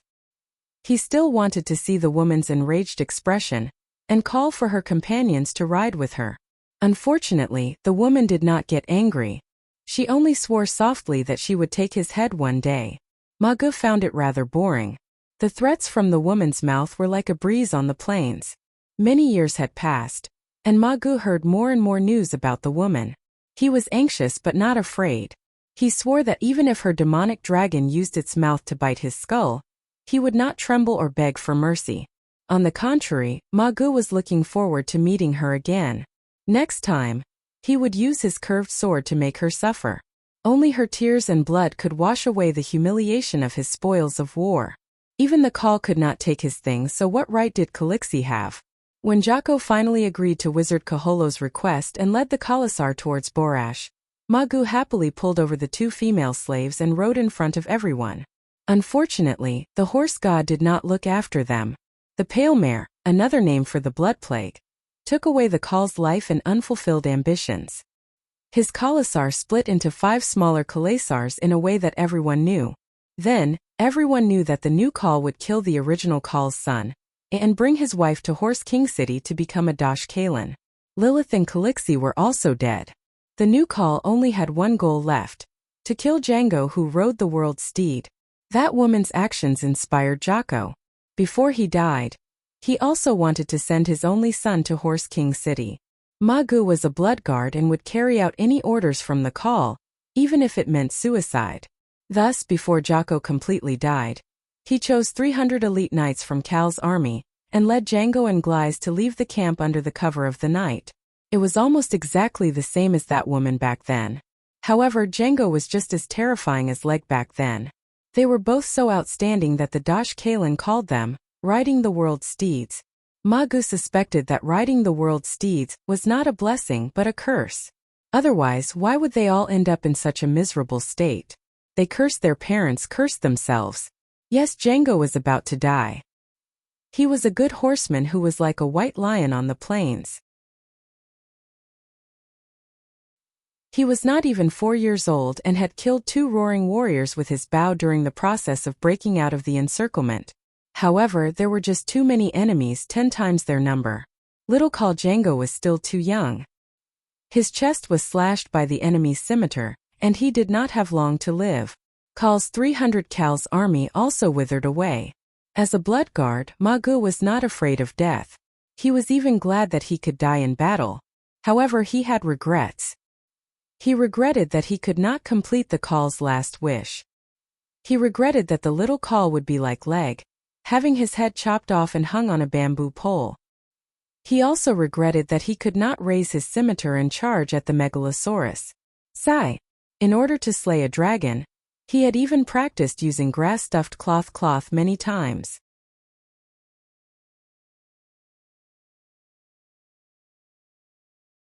Chapter 605. The night sky of the grassland was as clear as water. The river of stars could be seen clearly, moving slowly and silently without stopping. The earth was empty and desolate. The brilliant stars were like the lights on the dome. They extended from one end of the horizon to the other end of the horizon, illuminating the ancient and boundless grassland with dim silver light. Rub, rub, rub. In the quiet night, there was only the sound of insects and flowing water. Suddenly, there was the sound of limbs rubbing against the grass. There was also a hint of blood in the faint smell of grass. Who is it? Xiao Gu suddenly stood up, his hand on the hilt of the scimitar at his waist, and looked towards the south cautiously. A tall and strong white horse walked out from the grass beside the river. Under the moonlight, he could vaguely see 2 children sitting on it. The one in front was lying on the horse's neck, motionless. The 3 or 4-year-old girl behind, with long silver hair and a Dothraki-painted vest, heard Xiao Ji's shout. She immediately cried softly. Her cries were weak and filled with helplessness and fear. Calixi, I don't know which tribe these centaur children are from. One of them seems to be injured. Xiao Gu turned back and said to Danny, who was still sitting cross-legged on the grass, "Bring them here." Danny opened her eyes. Her voice was filled with complex emotions. "Where are you from?" Xiao Gu took the horse bit and carefully looked at the children on the saddle. The one lying on the horse's neck was a silver-haired boy, who looked to be 7 or 8 years old. The wound seemed to be on his chest, and the blood that flowed out dyed the horse's stomach red. Hearing the sound, the girl could only cry. The boy slowly raised his head, revealing a pale face and dim purple eyes. Xiao Gu noticed that the boy was still holding a small scimitar in his hand, and his right hand was holding the scimitar tightly. "Who are you?" The boy's eyes were as alert as an injured lone wolf. "Good boy." Xiao Ji's eyes lit up and praised with a smile. "Calixi, this little wolf cub is a good centaur." Danny stood up and looked at the boy strangely. Different from her oval face, the boy had a chubby round face, and 2 dimples on the side of his face. Silver hair and purple eyes belonged to a foreign race, but he also had the bronze skin of a centaur and almond-shaped eyes. "Boy, who are you?" Danny withdrew her distracting thoughts and asked knowingly. The boy stared at Danny with his eyes wide open. There was a moment of confusion. "I'm Django, the son of Khal Jocko. Who are you?" It is indeed a centaur." Danny face-bombed. Only centaurs would have such a hard head. Even a slightly smarter child would give a fake name when being chased for thousands of miles. "Jake?" The admiration in Xiao Ji's eyes quickly turned into cold killing intent. He pulled out his scimitar and was about to strike. "Don't move." Danny took a step forward and pressed on Blood Alliance Guard's shoulder, stopping him from moving. "Calixi, he's Jake's son. We can kill him to avenge Prince Leg." Xiao Gu whispered. "I know what to do," Danny said, and went forward to take the scimitar from the boy's hand. The boy held it tightly and still wanted to struggle. After that, she personally carried him down from the horse's back and went to the river to clean his wounds. Ding ding dang dang. When she moved his body, the 5 or 6 bronze bells on his braid shook lightly. The girl on the horse also stopped crying. She was like a wooden stake, with lifeless eyes and a helpless expression, sitting on the saddle in a daze. "You were stabbed in the chest and lost too much blood. You can't live," Danny said to the boy. The boy's chest injury was indeed very serious. He was stabbed from the right shoulder all the way to the left side of his abdomen. Under the skin of his chest, the cracked ribs and the internal organs in his lower abdomen could be faintly seen. Because of the excessive blood loss, his body was soft and had no strength at all. "Oh," the boy replied. There was no fear on his face. "I killed 2. There is no blood on your scimitar," Danny said. "I used a bow and arrow and pierced their throats." The boy said, "You're going to die. Aren't you afraid?" Danny took off the painted vest and silk pants on his body and asked curiously, "What is death?" The boy asked blankly, "You've killed people before. Don't you know what death is?" Danny's tone became more and more strange. "I don't know, but I'm not afraid. My mother said that I'm riding the steed of the world.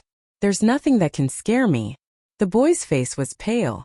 The pulled wound was so painful that his gums clenched and his body trembled. A pair of large almond-shaped eyes unconsciously flowed with tears. "You're crying and you're still saying that you're not afraid?" Danny laughed. "I'm so cold. I don't know. I'm cold." The boy's voice gradually weakened, and the light in his eyes disappeared bit by bit.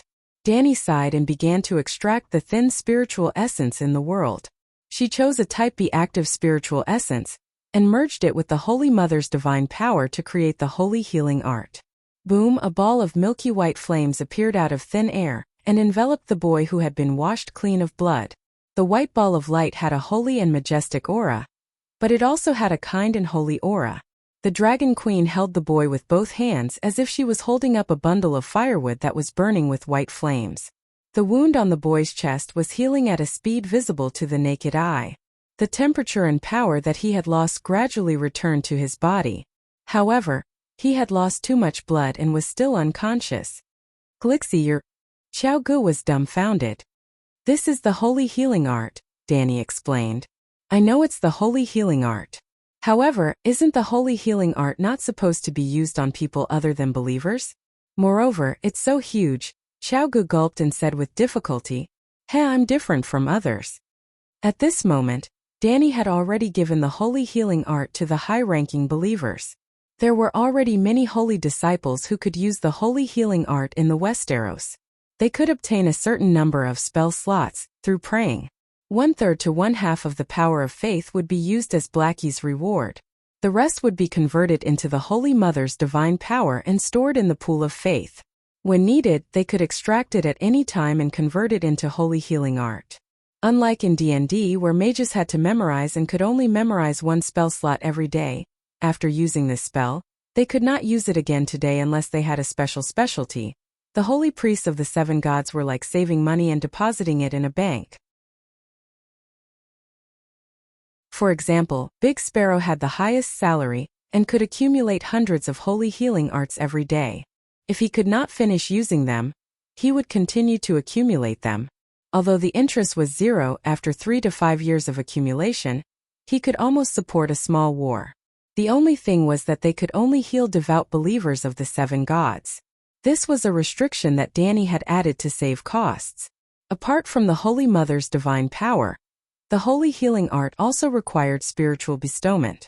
Type B spiritual substance would not distort one's will, and was safe and harmless. Only when it combined with the Holy Mother's divine power could it produce the miraculous holy healing art. Devout believers were connected to the 7 gods through the channel of faith. They could bestow spiritual substance to the other party through the channel of faith. It was similar to pouring water directly into a bottle through a pipe. The spiritual substance could be used up 100% and there was almost no additional loss. If there was no channel of faith, for example, Danny was healing leg in her arms now. She could only use the crude outside-in spiritual bestowment method. It was similar to putting a bowl outside the house to catch the rain on a rainy day. When the bowl was full, who knew how much spiritual substance would be wasted? That was why the scene of Danny healing leg was so exaggerated. It was like a downpour. He's Jake's son, Jogo reminded with a frown. It's the custom of the Dothraki Sea to take in the children of the defeated Khalasar. From today onwards, these 2 children will join our Khalasar. Oh, someone's coming. Danny placed the boy on the grass beside the river and looked into the distance.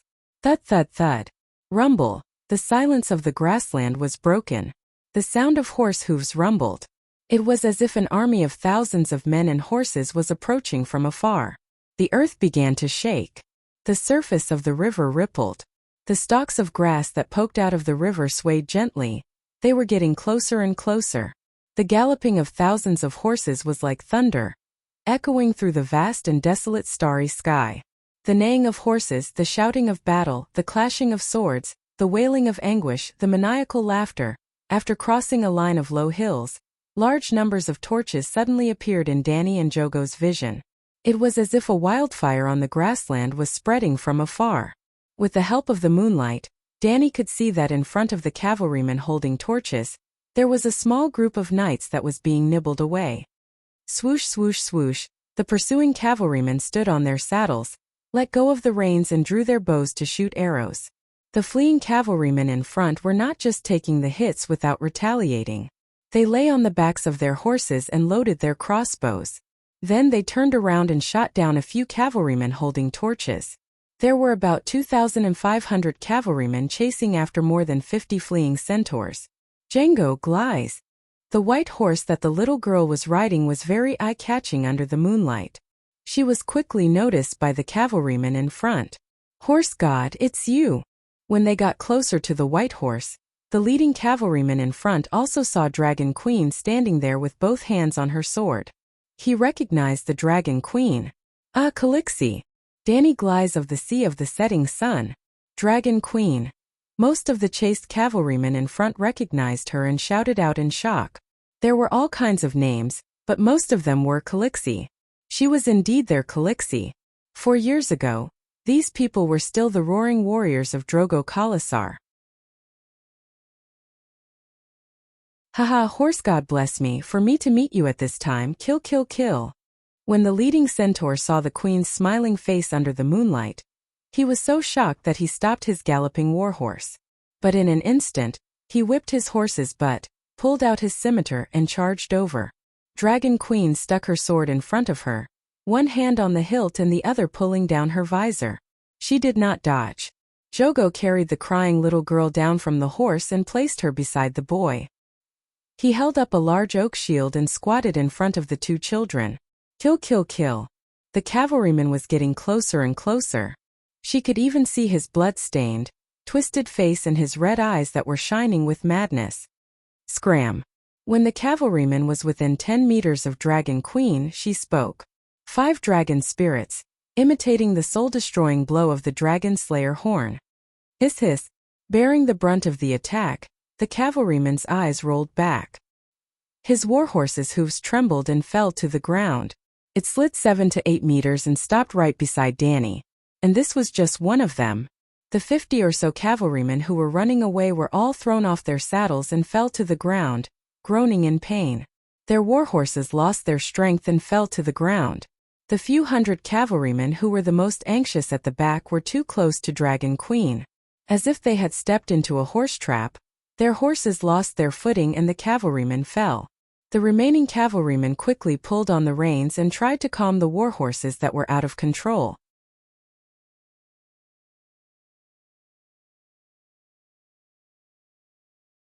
Chapter 606. Horse deity above. What happened just now? Other than the centaurs who fell to the ground, the rest of the cavalrymen also felt a flash of fear. It was as if a flame had roasted their souls, or as if a devil from the Night Kingdom had grabbed their hearts with sharp claws and squeezed them. They were fearful, confused, and panicked. They pulled on the reins and hesitated until they saw a great swordsman in a blue robe and silver armor standing in front of them. They could not see her face clearly, but from the beautiful arc of her breastplate, they could tell that she was a female swordsman. However, the centaurs who had always treated the woman like a horse did not dare to show any disrespect to her, because they felt a real pressure from her body. At this moment, only Big Black had left the dragon spirit. Danny still had the 4th dragon spirit in her body. Their hearts were heavy, as if there was a piece of lead on top of them, or a weight on top of them. Even the air seemed to be as heavy as a wet cotton jacket. The centaurs' throats were dry and they wanted to pull on their collars, but their Dothraki vests did not have collars. They also noticed that all the centaurs and warhorses who fell to the ground could form a fan-shaped area. And the tall female knight who was holding on to her greatsword was in the center of the fan-shaped area. The centaurs had a hard head, but they were not stupid. They also had a wealth of common sense that everyone knew. They did not know what she did, but they were very sure that she was the one who did it. Which some of the centaurs screamed, "Release the arrows! Kill the witch!" Kal, who was 100 meters away, waved his scimitar and ordered loudly. Bang bang bang, buzz buzz buzz. In an instant, the sky was covered by a rain of arrows. Like raindrops hitting banana leaves, they landed on Danny's body. Ding ding dang dang, the armor that was personally forged by the 7 gods of blacksmiths fit perfectly on Dragon Queen's body, not even leaving a gap for the arrows to hit. The armor was made of steel, so it would not be pierced by bone, bronze, or black iron arrows. Moreover, many of the centaur's arrows were only sharpened with wood and bamboo sticks. You are courting death. This kind of behavior did not harm the Dragon Queen in the slightest, but it angered her. She planned to show off in front of her cheap son to subdue him. Wang Pong, behind the silver armor, a pair of huge pigeon-like wings suddenly popped out. They were made of white holy flames, and every feather was clearly distinguishable. There was a kind of heavy feeling of reality and scorching majesty. This time, she did not restrain the flame power of the fire wings. His angelic wings flapped gently, and the lush grass stalks around him were quickly roasted to a golden brown, withered and curled up. Then with a bang they burst into flames. At this moment the laws of physics were broken. Newton covered his face and walked away, while the Dragon Queen escaped from most of the gravity. Clang! She leaped forward and jumped 4 or 5 meters away. She also took out the sword in her hand and left the scabbard in place. The snow-white blade, 4 feet long and half a foot wide, reflected a cold light under the scorching flames. The light-winged birdman ran faster and faster. She, who had lost 80 to 90% of the gravity, was really like a galloping horse, graceful and graceful. The qing gong of the celestial dynasty Wuxia blended with nature, and left no traces when he stepped on grass. The Dragon Queen's magical qigong was vigorous and vigorous. Along the way, heat waves rolled, and the grass and trees were set ablaze, creating a path of flames on the ground. Wung wung wung. The snow-white sword that she dragged on the ground also started to spread bright red magic runes from the sword guard to the tip of the sword. In an instant, the iron sword became a burning and twisted flame. It took a long time to describe, but from the moment the Dragon Queen pulled out her sword and charged, to the time when she approached the 2,000 horse cavalry who were still shooting arrows, only 4 or 5 seconds had passed. After 4 or 5 seconds, she crossed a distance of 100 meters. The Dragon Queen also accelerated to the maximum. Magic power exploded, and the remaining 10% of the gravity was also turned into an upward force in an instant. Then she leaped up like a real bird, flying 10 meters high and spreading her wings of light to glide 30 to 40 meters. Under the shocked cries of the 2,000 horse cavalry, she landed in the middle of the cavalry. Kill! With the addition of the 5 dragon spirits, the soul-extinguishing strike rippled in all directions like water waves. Boom! The blacksmith's flame god power caused the king's sword to explode with heat, and the air was also distorted. Chi!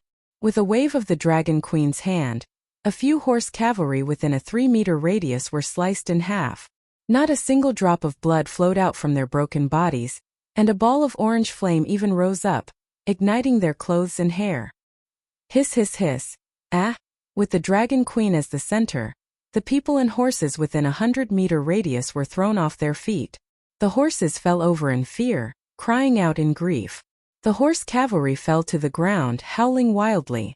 Danny raised the blazing red king's sword and stood in the middle of the chaos in a daze. This pretentious act, the dragon spirit's soul-extinguishing strike, was already enough to clean up the small fries, and the flame sword had instead become a useless dragon-slaying skill.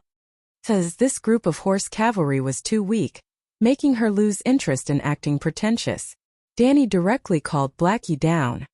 Ah, demon mother of dragons! Ah, Calixie! It's Calixie from the Sunset Sea. Immediately, the clear-headed horse cavalry recognized the identity of the person who was unparalleled just now. Many people called her Calixie. Jake's Blood Alliance guards and cars came from Drogo's Khalasar. Many of the horse cavalry who were chasing after them were also Drogo's original subordinates. Back then, these horse cavalry followed Jake and betrayed Drogo. Now, these horse cavalry are still following the new call, chasing after Jake's orphan. You can't blame the horse cavalry for not being loyal. The weak are prey to the strong, and only the fittest survive. Following the strong is the social law of the Dothraki Sea. Who is the call? After Blackie burned a few hundred horse cavalry who were trying to escape, the remaining 2,000-plus horse cavalry all surrendered obediently. Dragon Queen raised a dragon flame fireball and looked around. Using the Dothraki language, she shouted, "After Jake's death, there are 5 new calls. Stand out." The horse cavalry closest to her was 20 meters away. They all widened their almond-shaped eyes and looked in horror at the fireball that was wantonly releasing light and heat in the air. They looked at the inhuman Calixie under the fireball and the megalosaurus that flitted across their heads like a demonic shadow above the fireball. "Dragon Queen, I am Terpukal. I admit defeat to you." A tall horse cavalry in his 40s had the word "door" painted blue on his face. His braids were half a meter long, and every step he took caused a string of bells to ring. When he was 10 meters away from the Dragon Queen, Terpukal knelt on one knee and pulled out the Arak scimitar at his waist. Sticking to the back of his head, he cut off the greasy black braid and threw it at the Dragon Queen's feet. "You're the only one?" Danny asked. "I am the strongest call after Jake's Khalasar. I have 3,000 roaring warriors. With me chasing after Khal Jake's Blood Alliance guards and son, they will be at ease," Terpukal said. "Where are your Blood Alliance guards?" "Tell them to come out," Danny said. Terpukal was puzzled, but he still waved to the crowd. A young and 2 middle-aged strong horse cavalry walked out. Danny raised her foot and kicked Terpukal's long braid back, causing the bells to ring. Under the shocked, angry and puzzled eyes of the 4 horse cavalry, she said, "I don't want you to admit defeat. I want your Khalasar." "You're not Khal." Terpukal shouted angrily. "I'm not. Danny nodded and said loudly, I'm riding the steed of the world. I'm the supreme Khaleesi of the Dothraki Sea of Grass. All horse cavalry must submit to me.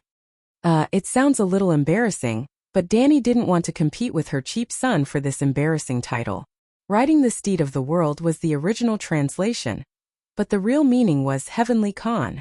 It could only be said that even if Leg was really riding the steed of the world in the horse cavalry's prophecy, he could only be the second-generation leader. He had to wait for the Dragon Queen to retire. Terpukal was shocked, and then he became furious. He shouted angrily, You're delusional. You're a woman, and a woman can't ride the steed of the world. Everyone knows that. Everyone knows. His 3 Blood Alliance guards answered loudly, Everyone knows. The horse cavalry in a circle also looked at each other, and then there were scattered voices. Come on, this is Call's challenge. Danny pointed her sword at Terpukal and said, I'm Khaleesi, your Call. We both have a Khalasar, and the winner gets everything. Everyone knows that. Everyone knows. Her blood guards drew their swords and stood beside her, shouting loudly. Big Black, who was above the starry sky, echoed in a thunderous voice, Great all-knowing Tao. The horse cavalry in the crowd trembled and looked up at the sky, most of their eyes popping out. Everyone knows. Black Dragon roared again. Everyone knows, everyone knows.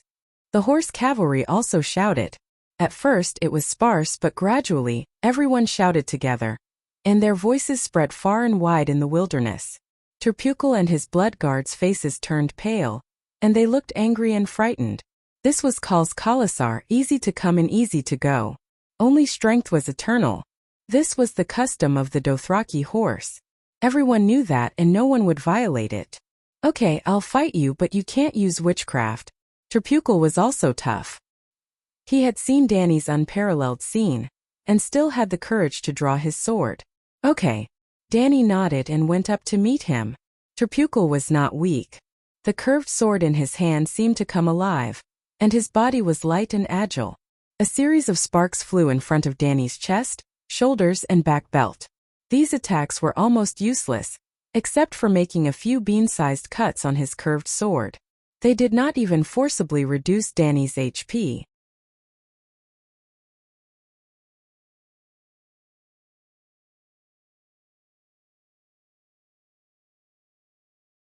Chapter 607. During the high-speed charge, Mago and his mount were hit by a soul annihilation strike.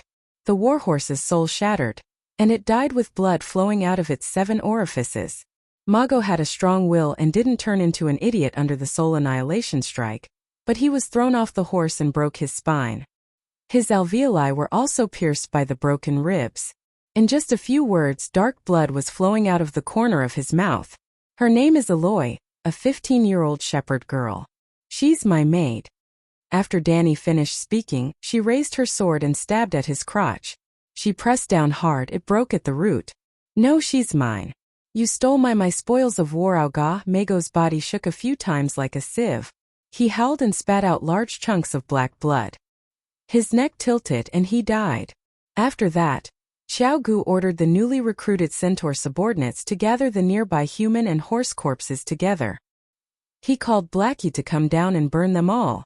Yes, Terpukal and his Blood Alliance guards, even Jake's Blood Alliance guard Mago, all had their own special crematorium. Their warhorses and weapons from when they were alive also entered the Night Kingdom with them in the fire. You saw it all?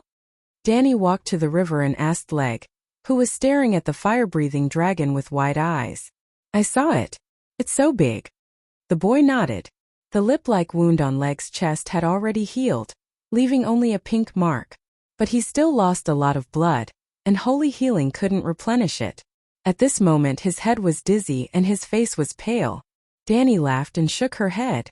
I defeated Terpukal's 2,500 roaring warriors, and killed him and his Blood Alliance guards in the Call tournament. You saw it all? The boy's round face was dazed for a moment. The peerless chaotic dance from before was too unrealistic, and left an indelible mark on his young heart. I didn't know witches were so strong. The boy sighed. Danny's face darkened. Do you understand what this means? What? The boy was confused. You and your sister will follow them and join my Kalasa.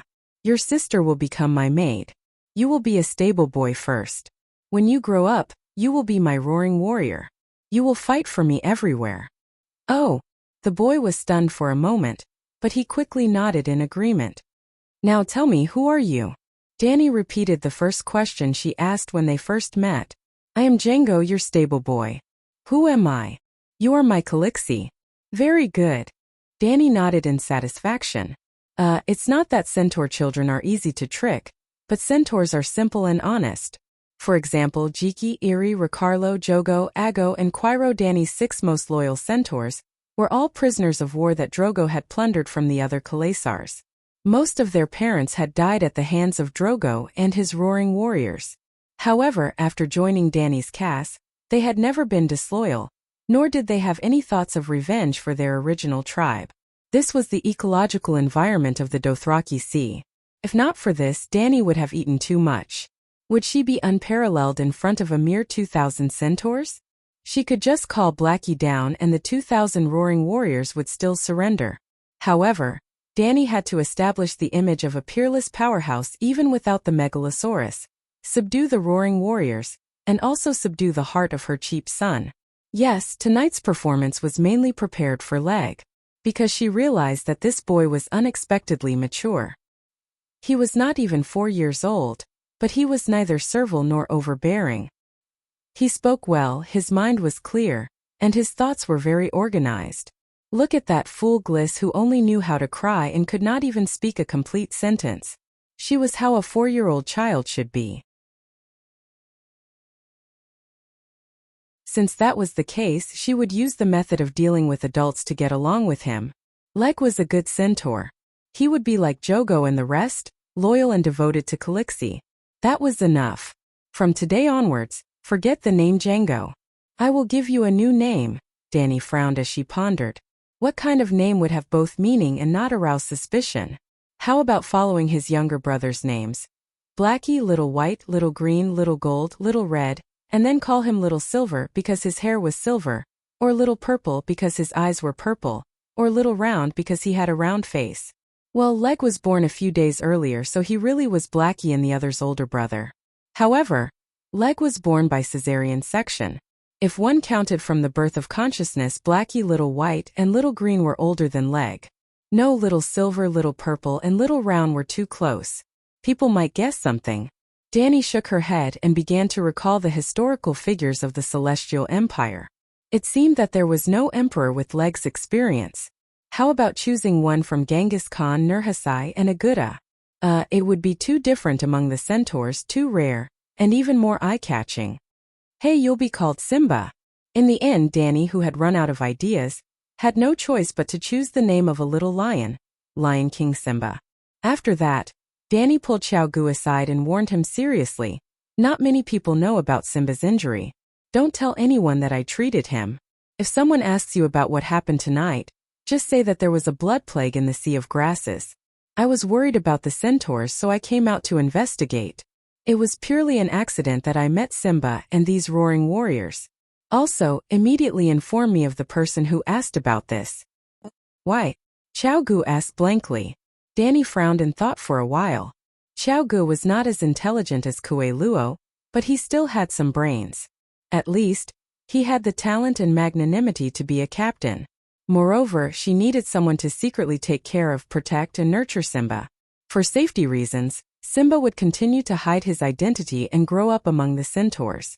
Xiao Gu had always been her choice to lead the Khalsa. Thus, she decided to tell him the truth. He is Leg. Who? Xiao Gu was confused. Django, the child of Zhugu and me, Leg. Danny repeated.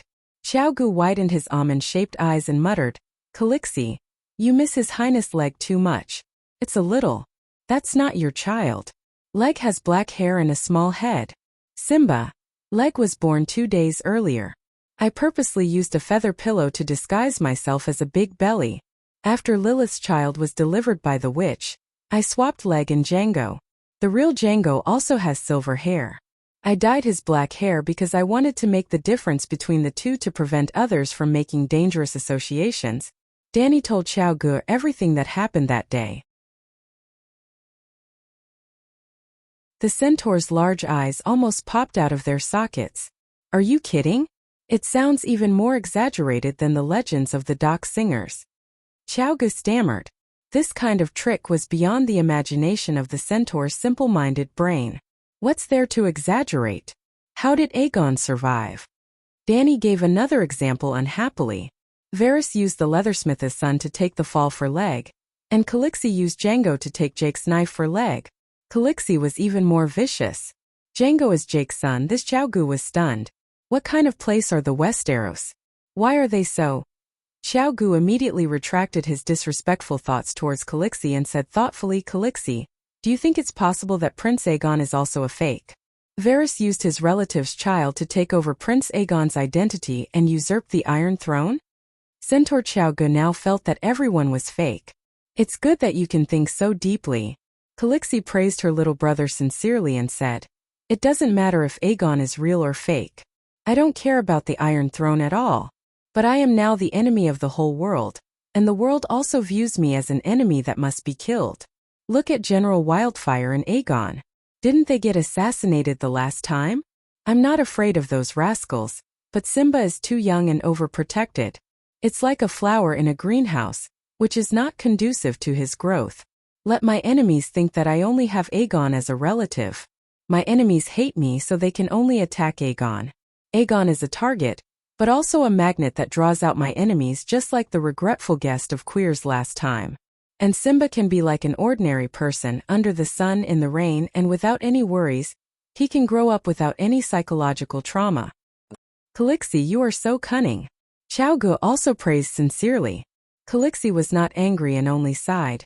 Don't blame me for being cunning, but the world is too difficult. Following that, she said, now that you know Simba's identity, you have to nurture him well. Teach him archery, riding, using the scimitar, leading the roaring warriors, managing the Kalalasa. Don't be too obvious. Choose a batch of outstanding centaur youths and let them grow together. They will be his future companions and also his cover. Don't worry, I will definitely teach His Highness Leg well and protect him well. Xiao Gu suddenly had a holy and great sense of mission. His fighting spirit was high as he said excitedly, centaurs are simple. When you were in the Kalalasa, you took special care of Simba, and the centaurs did not find it strange. But when facing others, Sai, the people in the city are cunning and have many tricks up their sleeves. You have to be careful. If you don't know how to lie, try to be taciturn. If you don't know how to hide your expression, just keep a straight face.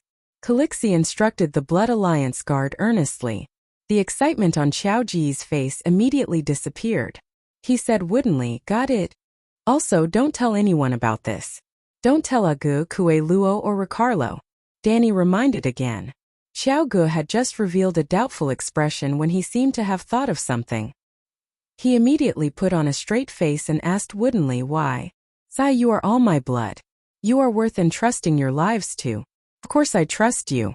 But the three-eyed crow of the Westeros is too terrifying. He can silently steal secrets from people's minds. The night is coming.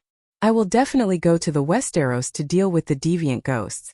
The secrets you know will immediately be known by him. So you will always stay in Slaver's Bay.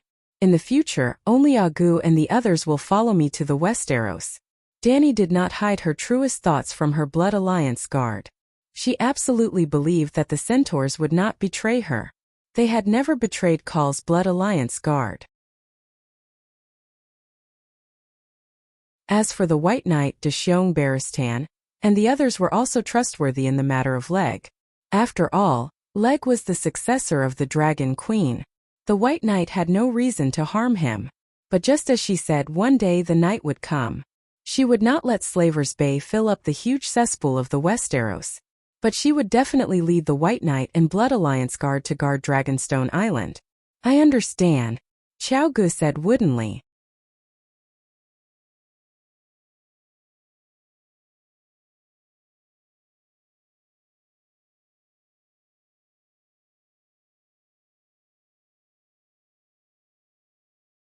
After Simba completed the blood transfusion, Danny tested it with hot water and found that he could now withstand a high temperature of 90 degrees dragon.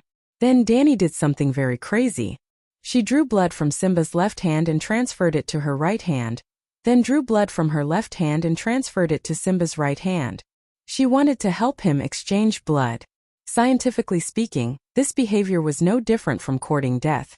It could easily confuse the two's immune cells, and the rejection reaction would kill them both. But this world was very strange. The rejection reaction was not limited to immune cells. It was mainly determined by the magic power level and attribute in the blood. How do you feel? Very comfortable, it's warm. Simba's cheeks were rosy and his eyes were bright. After about 2 rounds of exchange, the blood exchanged was twice the total amount of blood in Simba's body. Danny's face was pale, and her body was a little weak. She had lost a lot of blood. The ordinary blood she got from Simba did not have the anti-burning property. It could not withstand the calcination of flames at all, and it was quickly decomposed into basic nutrients such as amino acids and protein in the high temperature. It was like she ate a big bowl of duck blood soup, but drew out the same amount of human blood as the duck blood. Obviously, the duck blood she ate could not make up for the same amount of human blood. She lost a lot. After the ordinary blood was removed, Simba's body was almost entirely Danny's anti-burning blood. In other words, Danny had lost the total amount of blood in Simba's body tonight. She could not take it anymore. But the effect was gratifying. Simba's fire resistance had almost undergone a qualitative change, from 90 degrees to the thermometer specially used to measure the outdoor temperature in Astapor could only reach 100 degrees. Anyway, Simba was no longer afraid of scalding his mouth when eating hot pot. Danny was not sure how long this state would last. After all, leaving her body, the anti-burning blood would slowly lose its magic power. Jogu would stay in the grasslands, leading the newly subdued howling warriors back to Murine from the grasslands. After Danny helped Simba exchange blood, she rode Blackie and left alone. Yep, Simba stayed with the group, with the many centaur children. Danny did not want him to stand out too much, lest he arouse the suspicion of some quick-witted but evil people. Of course, the grasslands were in chaos and danger. There was the Borash blood plague, and the Colossus who had joined the Alliance army all over the grasslands. Danny was not naive enough to think that nothing would happen to Jogu and the 2,000 people. When treating Simba's injuries, Danny left a soul mark on his chest. Little Green, who had delivered the witch lens and blood transfusion equipment, also stayed. Little Green would hide in the clouds, watching the group enter Murine. When the sun rose in the east, Danny landed on the top of the Great Pyramid of Murine.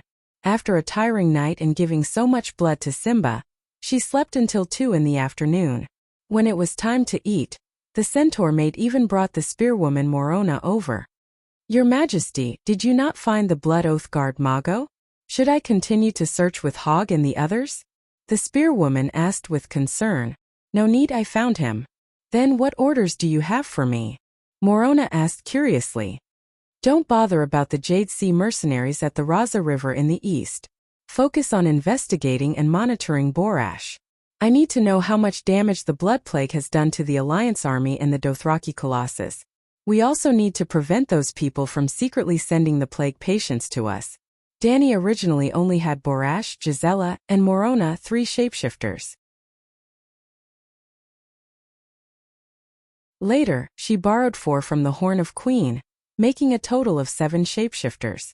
But the 3 cities of Slave Bay had a wide area of air defense, and they also had to monitor the Alliance army. Their military strength was very tight, so they did not discover Jake of Borash early. Now that the blood plague had appeared, Danny had to strengthen the quarantine of the epidemic before she could create an antidote for the blood plague. She also had to prevent the plague patients from falling from the sky. Danny was sure that the slave master with no moral integrity would do such a wicked thing. After arranging work, Danny waved to Morona and called her to her side. She whispered, "Don't tell anyone else about me asking you to find Mago." "Your Majesty, I don't know many people in Murine. Who should I tell?" "It's best if you don't tell anyone," Danny said. Morona nodded and agreed. She then asked curiously, "Why can't I tell anyone?" "Sigh, chasing a small fry thousands of miles away makes me seem too petty and narrow-minded." The spearwoman's face was distorted. "If you say that, don't you seem even more petty and narrow-minded?" Looking at her expression, Danny guessed her thoughts. She asked, "Tell me, should I keep the sacred oath I made?" "Of course. 4 years ago, Mago raped and killed my maid Eloy. I swore to take revenge. Last night, I used the king's sword to cut off his lower body. What do you think?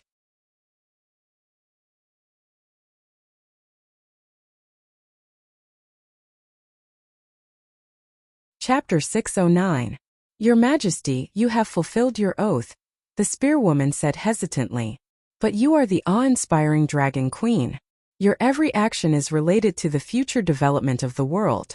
A small character like Mago is not worthy of your oath. Danny loved to hear it, especially when it came from the lips of honest, simple freemen. Mago is not worthy of the Dragon Queen's concern, but he is worthy of the oath of the Calixi who was in distress.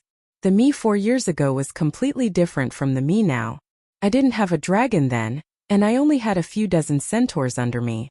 The other party was the Blood Alliance Guard who commanded thousands of roaring warriors. Morona was stunned. Wasn't that the case? Now it seemed that the Dragon Queen's oath to kill a Blood Alliance Guard was a little petty. But at that time the weak and sickly woman with a bleak future swore to kill a general who controlled millions of troops. How heroic, confident, and brave was that? For years later, even though the difference in strength and status between the two of them is huge, because Targaryen's words are as heavy as a mountain, the queen risked being misunderstood by others as petty and narrow-minded to carry out her vow even though she was thousands of miles away. This spirit, thinking of this, Morona looked at Danny with more admiration. Well, when the content was reasonable, Danny's whispers were really powerful. Your Majesty, I understand. I will keep the matter of sending ravens to search for the Blood Alliance Guard Mago in my heart. I will not tell anyone. Danny nodded in satisfaction and said, I went to the Great Plains last night mainly because of the information you provided about the blood plague. I was worried about the epidemic in the Great Plains, so when I rode a dragon to check it out, I accidentally met Turpkel's Khalasar. After being offended by Turpkel, I killed him and took his Khalasar. Yes, I understand. Morona was already a few decades old, and she used to be in charge of a tribe. She was not stupid. After everyone's confession was agreed upon, Danny immediately began to arrange the epidemic prevention mission. In fact, after the Grey Plague, Slavers Bay already had mature and standardized epidemic prevention measures. Meereen and Yuan Kai completely shut down all maritime trade. Other than Slavers Bay's own warships and cargo ships, no foreign merchants were allowed to enter. However, Estapo made it easy for those VIP customers. Danny built a fake barbican between the port and the main city. A real barbican should be inscribed, but Danny's commercial city was circumscribed. The small trading city allowed goods to enter and exit at will, but strictly regulated the interactions between merchants and city residents. At this time, it still maintained a flourishing trade. Now, Danny simply closed the small barbican. In addition to the epidemic protection, Danny also moved her palanquin from Astapor to Meereen. Old Yamant, the mages, and the Minister of State all flew over on the pterosaur. No one knew when the war would end, but in the next 2 months, Meereen was bound to be embroiled in battles, both big and small. The final battle of Meereen would also take place within 3 months. 5 days later, the shapeshifters gradually came to understand the situation of Barash's blood plague. They didn't know the source of the infection, but nearly 1/3 of the mercenary groups were infected. But the collapse of the alliance that Danny expected did not come. The mercenaries had experienced too many blood plagues. Some countries had experienced too many influenza epidemics, so they treated similar diseases as common colds. Even if people died every day, they still lived happily and freely. The people of the Celestial Empire found it inconceivable, but they were used to it. Those famous mercenary groups all had decades and centuries of history. Similar to the Second Sons Regiment, they even had thousands of years of history. Even if they were wiped out by the Dragon Queen, a large number of mercenaries immediately rushed to rebuild the Second Sons Regiment. These old mercenary groups fought every year and every month. The number of blood plagues they experienced was really more than the number of colds Danny had in her life. If they collapsed after encountering a blood plague, their mercenary groups wouldn't be able to hold on for more than a few years. How could they create a century-old mercenary group? Therefore, the Borash Alliance, which mainly consisted of mercenary groups, was very calm. They began to treat the patients according to the thousands of years of experience, isolated the areas where the epidemic was concentrated, and then continued to march and fight. The centaurs, on the other hand, were a little panicked. Once, when they encountered the White Cloud City in the Red Wasteland, everyone knew that there were ghosts in the dead city. They couldn't enter as they would be cursed. It was obvious that the centaurs' way of dealing with the plague was to hide. Stay far away. The 7 to 8 colossus that swarmed towards Borash were like frightened birds in the forest. They scattered in all directions and escaped into the sea of grass in the north. This made Dani very disappointed, because her original plan was to let the centaurs eat, drink and use the Alliance's food, and deplete the Alliance's resources. When they reached Murine City, they would launch a surprise attack into the centaurs' camp and challenge all the cars to a call contest. They would seize control of the Colossus, lead 100,000 roaring warriors, and attack the Alliance's waste like a flood. After half a month, they finally managed to drive all the centaurs in the north of Murine to Borash. In the end, an unexpected blood plague caused all the centaurs to run away. Motherfucker. Dani was cursing motherfucker, but the Alliance was cursing even more viciously, and they were more frustrated than her. On the outskirts of Borash, under the mountains, there was a secret room that was modified from a cave. There was a chandelier with 8 candles, a 30-square-meter cave, and an oval-shaped stone table. There were 4 to 5 people sitting around it. At the head of the table was a beautiful young lady. She had long silver blonde hair, a white priestess robe with gold trim, a small face, big blue eyes, and a cute and sweet appearance. The few people sitting around her were intimidated by her majestic aura, and did not have any thoughts. Their attitude towards her was respectful and a little fearful. A middle-aged man with a triangular face said, "High Priestess Jenny, Khal Bono was worried that he would be taken away by the Pale Mare, so he refused to come back. He wanted to go to the Horse King City to pray to the Mother of God." Yes, Dani's guess was right. After Benny died, Jenny personally went to the battlefield.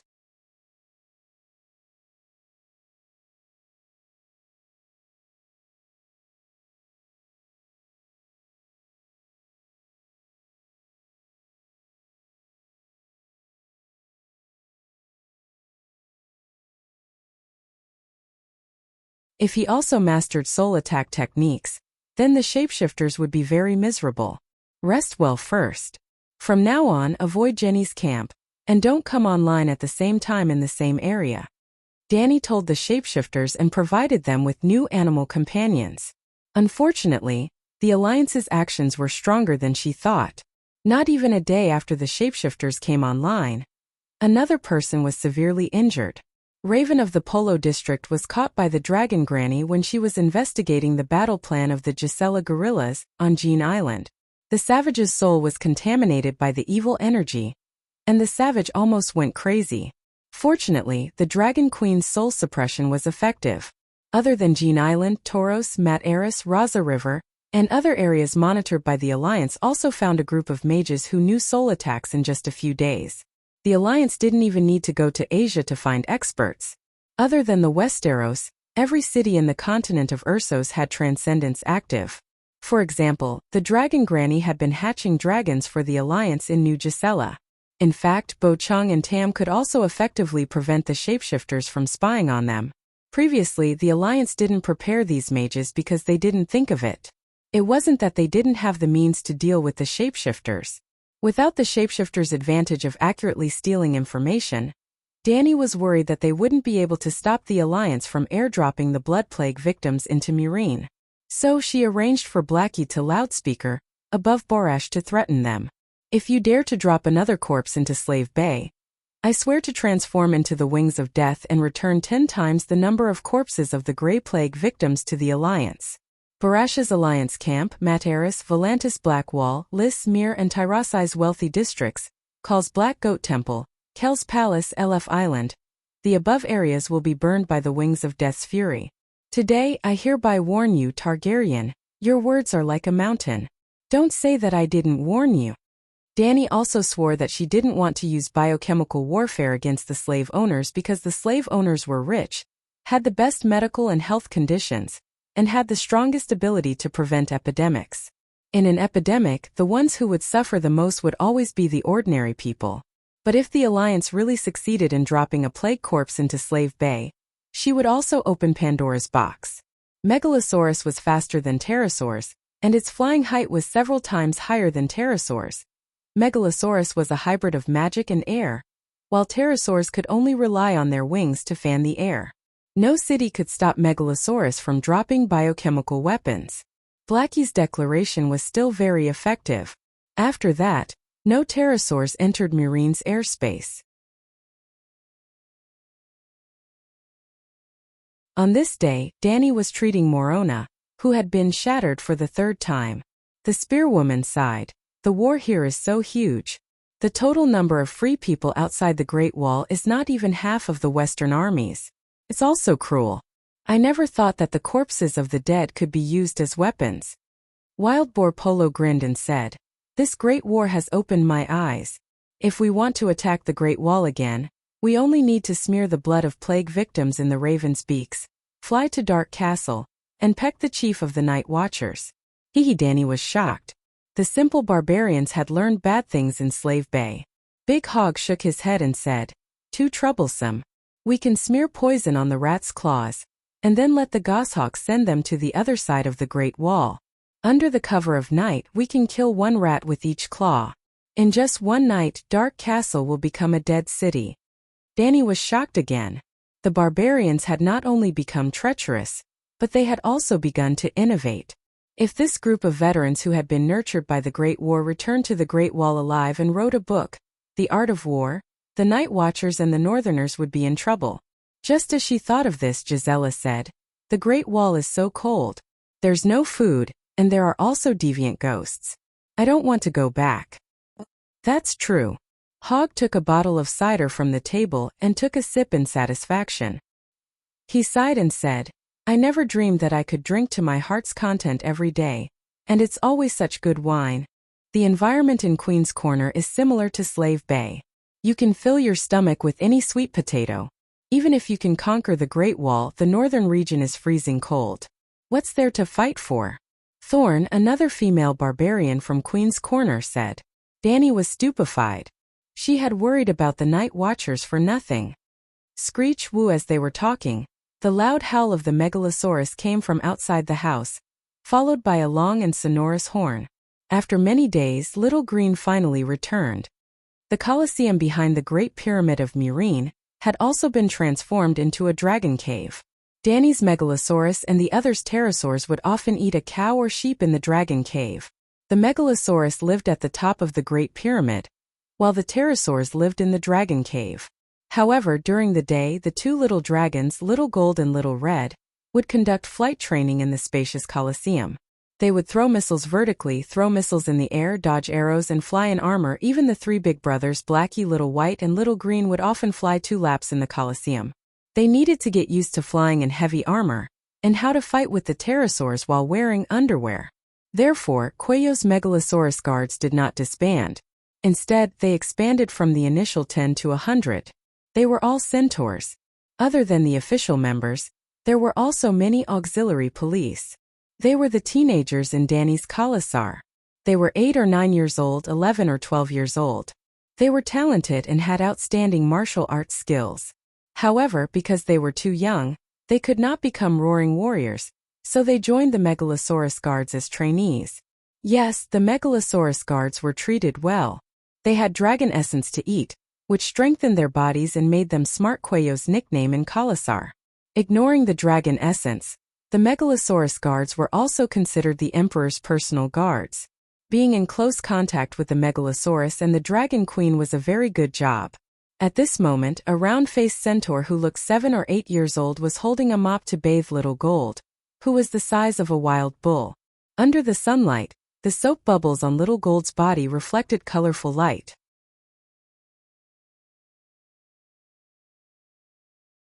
The centaur was tired and hot. His round face was red and he was sweating, but his expression was serious and he did not slack off. On the high wall walkway, Danny and Yimont held onto the railing and looked at the centaur working hard below. "You have been in contact with Simba for 2 days. How do you feel?" Danny asked with a smile. Dragon Queen was a woman of her word. If she said that she wanted Simba to be her stable boy, she would definitely do it. However, Dragon Queen's horse was the steed that rides the world Megalosaurus. It's very complicated, Yimont said with a complicated expression. What do you mean? Simba is a good child. He is hardworking, honest, smart, and is especially talented in riding and archery. His silver hair also makes me feel close to him. However, when I think of his identity, sigh. Yimont shook his head and sighed. Old man, I want you to open a bachelor's class. Choose the most knowledgeable people from the scholars under me. Literature, mathematics, history, politics, and economics. The first batch of students for the class were the most talented centaurs in Kalasar. Simba was one of them. The others were all cover but not really cover. They were all Simba's future subordinates. Your main goal is to nurture Simba. You have to do it quietly and not arouse anyone's suspicion, Danny said with a smile. Yimont was not stupid. Danny had already made it so clear. If he did not understand, he would be letting down his 100 years of experience. Who is Simba? He widened his eyes and asked in surprise. Danny had a faint look of satisfaction on her face. She said faintly, Leg Targaryen. Leg Targaryen? Yimont frowned and thought for a while before he found the name Leg in the corner of his memory. Then, he thought of Varys secretly swapping little Aegon. 7 gods above. Yimont's face turned red.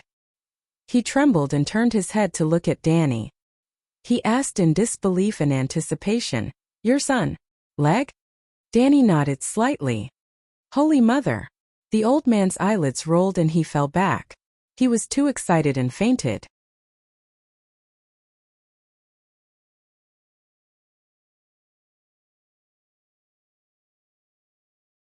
Chapter 6:11. Yimont had always been in good health. He only fainted for a while before waking up. There were no aftereffects, and he was even more energetic than before. However, while he was pleasantly surprised that Targaryen had a successor, his attitude towards Danny had changed a little. It was a kind of reverence towards a monarch. The old man had lived for more than 100 years and had experienced too many people and things. However, the act of the Dragon Queen swapping sons with the enemy still made him feel incredulous and shocked. After all, she was only 15 years old at that time. And under those conditions, the old man began to recall what the Targaryen ancestors were doing when they were 15 years old. They were either fooling around with women or playing with wildfire. If they were in Danny's position, what would they do? Perhaps only someone with such shrewdness and scheming could succeed. The Targaryens were truly fortunate. Previously, they were on the brink of extinction. In less than 20 years, they were thriving and were about to ascend the throne of the world's greatest royal family. Or, as the Westeros proverb went, every time a Targaryen was born, the gods would flip a coin to decide whether he was great or mad. How mad the Mad King was, how irrational Legger was. For the sake of balance, how great would Danny be? After that, old Yimont began to devote all his efforts to Simba. He had already made grooming Simba his main task for the rest of his life. Simba had Jogo's guidance and one had Yimont's nurturing. Danny was completely at ease and focused all her energy on the upcoming battle in Meereen. On the 3rd day of Simba's arrival in Meereen, news came from Dragonstone Island. A week ago, Aegon Targaryen rode the Black Reaper Balerion in a surprise attack and took down Storm's Rest Fortress. Aegon and Tyrion's 2 swamp dragons were Danny's largest pterosaurs. Each of them weighed more than a ton. Aegon's knockoff Black Reaper was 2.5 tons. Because of that, they only needed one wave to lead 20 fully armed knights up the walls of Storm's Rest Fortress. First, use kerosene bombs to clean up the ground, clean up the sentry towers and the external defense forces, then transport 200 knights up the city walls. Aside from the fact that he did not know magic, Aegon's method of conquering Wind's End Fortress was almost exactly the same as how Danny had conquered Dragonstone Island. On the other hand, there were only a little over 100 guards in Windrest Fortress. Because they hadn't received any news from Erlu for a long time, they had lost their fighting spirit and even lost the meaning of guarding the fortress. The number of casualties did not exceed 10, and Aegon took down the Windstop Fort. With the Storm's End Fortress as their base, the 10,000 mercenaries from the Golden Mercenary Group successfully landed in the Westeros. 7 nations in the week since Aegon took down Storm's Rest Fortress. Almost no nobles outside of the Stormlands had noticed him except for vague rumors and slanders. First of all, Aegon's speed was too fast. He took the castle in half a day and ended the battle. Secondly, the little devil was intentionally keeping a low profile. According to Tyrion's original plan, the first step was to reorganize the armaments and allow the Gold Regiment that had traveled thousands of miles to recuperate and recover their fighting power. The second step was to use the identity of Ilya's son to contact Dornmartel and reminisce about old times. The third step was to use the identity of the nephew of Prince Dowlang and the nephew of the Dragon Queen to subdue the various vassals of the Stormlands and become the true ruler of the Stormlands of the Seven Nations. The fourth step was to use the identity of Lei Jiazi and the Duke of the Stormlands to officially form an alliance with Dorne. The fifth step was to announce to the nobles of the Seven Nations that he had the right to inherit the Iron Throne and rope in the vassals of the Seven Nations who had a relationship with Targaryen and a grudge against Lannister. The sixth step was to form an alliance of Dorne, the Stormlands, and the Dragon Society. Aegon, as the leader of the alliance, would lead his troops north to the King's Landing and ascend the Iron Throne. In the dwarfs' plan at different stages, Aegon's identity as a guard of honor would be different. This was a step-by-step process. Step by step, he would obtain real strength and use it to stabilize his identity as a true dragon. There was no lack of idiots and fools in this world, but there were definitely smart people. When Aegon said that he was the son of Lei Jiazi and Ilya, Tyrion himself did not believe it. He was not sure if the Dragon Queen really believed it or if she had other motives. Then the Big Crab was suspicious. Big Cousin Quentyn did not believe it. Big Cousin Elaine did not believe it either. Why would the nobles of the Seven Nations believe it? But when he rode on a pterosaur and led the vassals of the Stormlands and the Golden Regiment to appear in front of the world, regardless of whether he was Lei Jiazi or not, he was still a true dragon. How should he put it? Tyrion's plan was stable and realistic, but the people involved did not accept it. Aegon felt that it was too complicated and a waste of time. Didn't we leave Slave Bay to seize the opportunity when Kevin passed away, and the King's Landing is in chaos? If we want stability, we might as well stay in Slave Bay and wait for my aunt to finish her business. Aegon retorted Tyrion. Tyrion was speechless. He could not tell Aegon the deeper meaning of his plan. Whether he was Lei Jiazi or not, he could use his powerful strength to make this a reality. But in Aegon's heart, he was, of course, the son of Lei Jiazi and Ilya, the nephew of the Dragon Queen. There was no need for him to doubt it. Aegon's position of his identity was different from Tyrion's. This caused the two of them to have different plans for the future of Aegon VI. Once the Golden Regiment was ready, Aegon would send out letters and announce the fact that Aegon VI had arrived in the Westeros. Then Dragonstone Island would know about it, and so would Dany. Of course, Aegon did not completely ignore Tyrion's suggestion. During the week he occupied Storm's Rest Fortress, he sent letters to Uncle Dowlord and the various lords of the Stormlands. The content of the letter was very sincere. I am the son of Lei Jiazi and Ilya. Count Varys saved me by swapping me for someone else. For the past 17 years, I grew up under the care of Sir John Clinton. In the past year I went to Slave Bay and learned the art of governance by Aunt Dany's side. Dany wanted him to be the magistrate of Meereen, but he did not go. Instead, Ymont taught him the art of governance.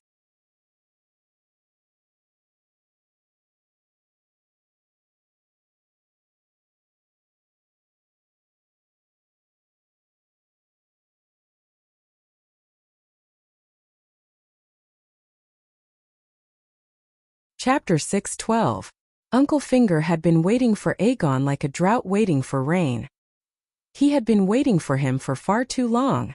It was said that the eight-clawed spider controlled the largest intelligence network in the Westeros. Varysman had the support of the royal family and Illyrio had invested a large sum of money into him. He also provided a large number of little birds that could read and write even though their tongues were cut off. However, Uncle Finger's intelligence network was not weak either. In some aspects it was even better. Uncle Finger's intelligence network was made up of 3 parts: the brothels, the customs officials, and the spies planted in the various families. He was the largest procuress in the 7 kingdoms. Most of the brothels in King's Landing were his property. The top bed slaves in the brothels had also been personally trained by him, and were equipped with all kinds of skills. Uncle Finger started his career in the customs office of Seagull Town. When he became Robert's Minister of Finance, all the officials in the sea trade ports of the Seven Kingdoms were secretly replaced with his people. Uncle Finger also planted spies in the noble families that he had his eyes on. For example, the three brothers Kate and Blake. The three brothers had almost reached the peak of espionage. 007 Mission Impossible, and the A-Spy were all inferior to them. The three spies entered King's Landing as mercenaries. In just half a year, one became the garrison of King's Landing, one became a White Knight, and one became a trusted aide of the Empress Dowager. He even went to the Empress Dowager's bed. Thus, when Aegon had just taken down the Windstop Fortress, Uncle Finger received the news. However, Tyrion's appearance surprised him. He delayed for a few days to settle some loose ends before sending a letter to the Windstop Fortress. Tyrion, look, Aegon excitedly waved a piece of paper in front of Tyrion. It's a letter from Duke Baelish. He invited me to the Eagle Nest to discuss pledging my loyalty. Tyrion took the letter with a serious expression and read it carefully. Aegon excitedly paced back and forth in the room, muttering, "The seven gods bless us." Only the Valley and Dorne were spared from the rebellion of the Four Kings. The Valley's knights are second only to the River Bend, and they are currently the strongest power in the Seven Kingdoms. If we gain the loyalty of the Valley, we can join forces with Dorne and attack from the north and south. Even if Lannister and Tyrell reconcile, they won't be able to stop us. Your Highness, Littlefinger is the most untrustworthy person in the Seven Kingdoms. You should have known this long ago. Tyrion put down the letter and said with a frown. Aegon said seriously, "You told me that I can't completely trust anyone except myself, including Uncle Dowling, foster father Clinton, Aunt Dany. I've always remembered. Since there were no completely trustworthy people in the world, there was naturally no need to judge whether the other party was worthy of an alliance based on loyalty. Benefits were the strongest and most reliable link." Tyrion understood Aegon's unspoken words. His smile was bitter, and his heart was both happy and sad. "I didn't expect you to remember it all this time and even apply what you've learned." "Yes, I remember." The excitement in Aegon's eyes faded, and he said with a complicated expression, "I remember much of what you said, for no one had ever taught me those things before. Foster father and sister Lemore only wanted to nurture an ideal king, but you taught me how to survive in the real world. If that's the case, wait a few days." Tyrion entered his strategist mode, thinking of ways to help Aegon. "Let the scholar send a letter to Bronze Yohn, telling him that Littlefinger invited you to the Eagle Nest, and earnestly asking him to be your guarantor."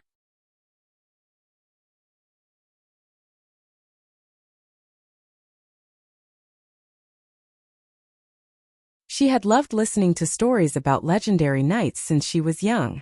She had always dreamed of marrying the handsome and glorious knight prince in the stories. She had once thought that her Prince Charming was Joffrey. Emperor Joffrey, who loved his people like his own children, had used a hammer to shatter Sansa's pink crystal maiden heart. Then she met the tall and mighty Tyrion. Her already shattered maiden heart was almost crushed into mud. The series of misfortunes in her marriage had caused her to give up on herself. She learned how to seduce men and even became the secret lover of an old man who was neither legendary nor brave. If this had happened to Sansa when she was 13 years old in Winterfell, she would not have dared to imagine herself now. Perhaps after going through so much misfortune, the Holy Mother finally took care of her. When half of her body sank into the mud, a tall, brave, and extraordinarily handsome prince appeared in front of her, riding on a rainbow-colored, the legendary Black Death god Balerion. Sansa was very satisfied with Aegon. Aegon's appearance was not to be doubted. His silver-blonde hair shone under the sun. His eyes changed color according to the light, between dark blue, black, and purple. What moved Sansa even more was Aegon's temperament. His bright smile made him look like the sun god. It was as if he was about to enter her heart. However, his long eyelashes added a feminine aura to him. A maiden of the seven gods. The figure in her dreams when she was young had walked into reality from illusion. More importantly, he had a dragon. What a huge black dragon. Sansa had never seen such a huge and ferocious creature. And why does the Black Death god's mouth look like a bird's beak? Sansa was a little surprised. This was different from the megalosaurus that Master Lewin had taught her. However, Master Lewin had never seen a megalosaurus before. Perhaps he had remembered wrongly. After all, seeing is believing and hearing is false. Sansa followed her father, Duke Baelish, in the Ares open-air garden under the identity of Elaine Stone. She received Prince Aegon and his 3 servants who had arrived on a dragon. Tyrion did not come. Black Death god Balerion alone took up half of the garden. He could only stay outside. Aegon, accompanied by his guards and Bronze John, entered the Moon Gate. It was located in the main castle of the Eyrie. It was a hall with a suspended door in the middle of the floor. Yes, it was also the place where Lisa fell to her death. Your Highness, I am relieved to see you. The 7 kingdoms are saved. The people of the 7 kingdoms are blessed. Uncle Finger's smile was gentle and his tone was sincere. Aegon had a good impression of him. My lord, I also have the ambition to change the current situation of the 7 kingdoms. However, I do not have the power to realize my dream. I hope you can help me return the 7 kingdoms to the right track. Aegon smiled humbly and his eyes were confident. Of course. That is the main topic of our discussion today. Uncle Finger's eyes flashed.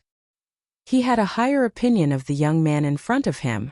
This was Aegon VI, not the Mad King IV. In the hearts of Westeros, Joffrey was the Mad King II and Cersei III. Uncle Finger was such a smart man. Why was he not worried about Aegon's identity when everyone else was suspecting him? He had a spy. The spy on Dragonstone Island did not manage to find out the Dragon Queen's core secrets. But he confirmed one thing. The Dragon Queen completely recognized this nephew of hers. That was enough. Even his aunt did not suspect him. Who was an outsider to poke his nose into other people's business? This is my daughter Aegon Stone. After some pleasantries, Uncle Finger introduced Sansa to Aegon. Sansa was beautiful to begin with.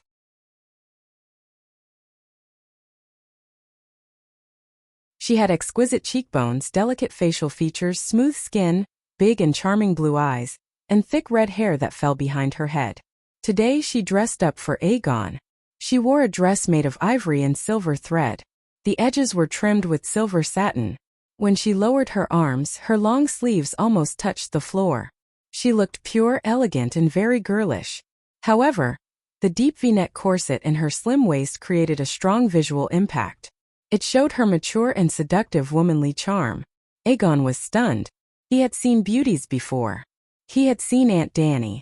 However, among the women who had given him sexual hints, Aegon was the most beautiful, charming, noble, and elegant. She really looked like a princess, Aegon thought. However, Aegon still had his manners. Clinton and Ashera were both direct descendants of great nobles. Their earnest teachings made it so that Aegon did not lose his composure today. There was only admiration in his eyes. There was no lust. He kissed her hand like a gentleman and said, Lady Aegon, you are the moon in the sky above the Eyrie. Sansa was like a young girl meeting a man for the first time. She blushed and smiled sweetly. Uncle Finger also smiled in relief. There was a high chance of a marriage alliance. He did not feel uncomfortable at all about his woman marrying someone else. Instead, he was very happy. Look at how sincere his smile is.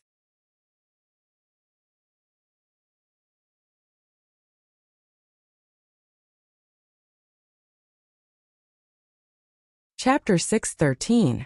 There was a long table in the hall. Aegon and Uncle Finger sat on the left and right respectively. Elaine did not sit at the table and Bronze John sat in the middle. Outside the hall, there were 3 of Aegon's guards and the family knights led by Bronze John guarding the place. After the greetings, Aegon and Uncle Finger began to get down to business. Well, Bronze John was only a guarantor and would not participate in the negotiations. Uncle Finger went straight to the point and said, I am only the guardian of Duke Robert Arryn, acting as the guardian of the valley. As for the matter of the valley pledging loyalty to Targaryen, we can only reach a preliminary agreement today. I will not make the final decision for the nobles of the valley. Bronze John nodded in satisfaction. Littlefinger was very sensible, and did not consider himself as the master of the valley. I will not hide my intentions. I need the support of the valley. With your cooperation, I am confident that I can take down the King's Landing within 2 months and completely quell the turmoil of the 7 countries, Aegon said confidently and sincerely. To be frank, when the news of the Dragon Queen first reached the valley, I discussed the future of the valley with the various vassals. The knights of the valley are not afraid of battle, but meaningless war is not good for us. It will only make the Westeros worse. Winter has arrived and the night is unknown. So the valley hopes for peace, a peace led by justice. Littlefinger looked at the youth opposite him and said meaningfully. Aegon frowned. At this moment, he suddenly missed Tyrion, who helped him manage the Storm's End fortress. Littlefinger obviously wanted to make a request and negotiate, but he suddenly realized that he could not guess the other party's bottom line and was not used to this kind of conversation. If only everyone were as frank and honest as Aunt Dany. How good it would be. Aegon sighed in his heart and asked tactfully, Duke Baelish, as the guardian of the valley, what expectations do you have for the future of the 7 countries? This was to let Uncle Finger make the first request. I don't dare to have any extravagant hopes for the 7 kingdoms. That is a matter for the king to consider. You are the king of Loina, the Undulls and the ancestors.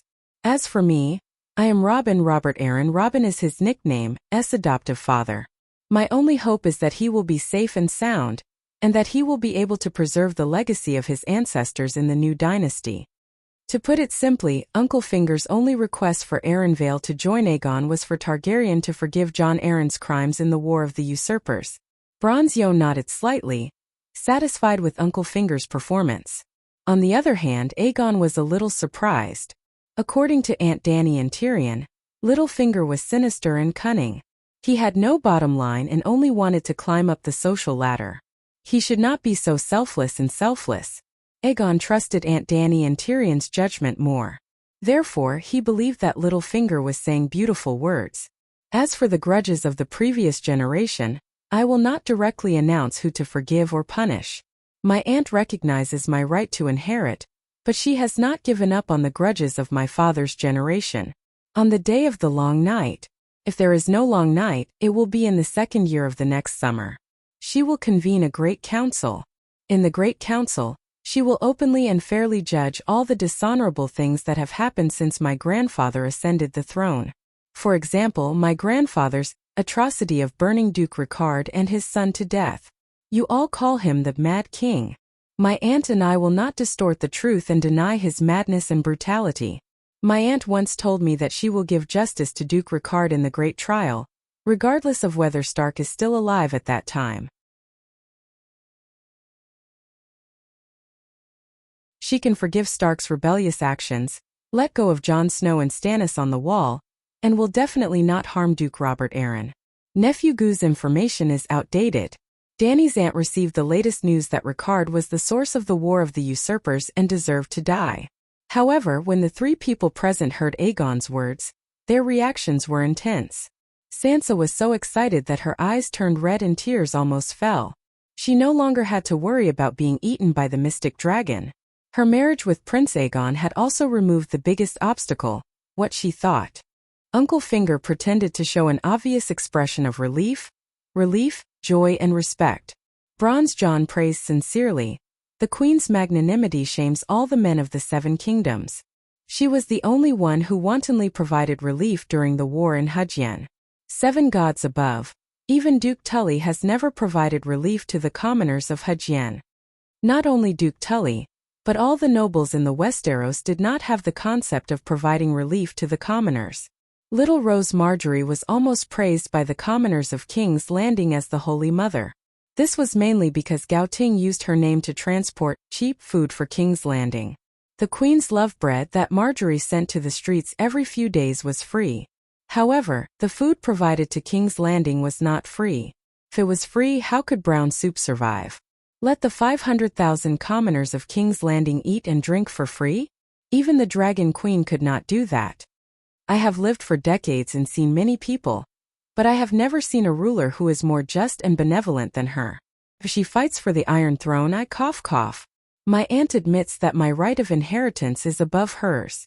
Aegon reminded him again. Mention Aunt Dany more when you communicate with the nobles of the 7 kingdoms. This was the brilliant plan that Tyrion gave to Aegon.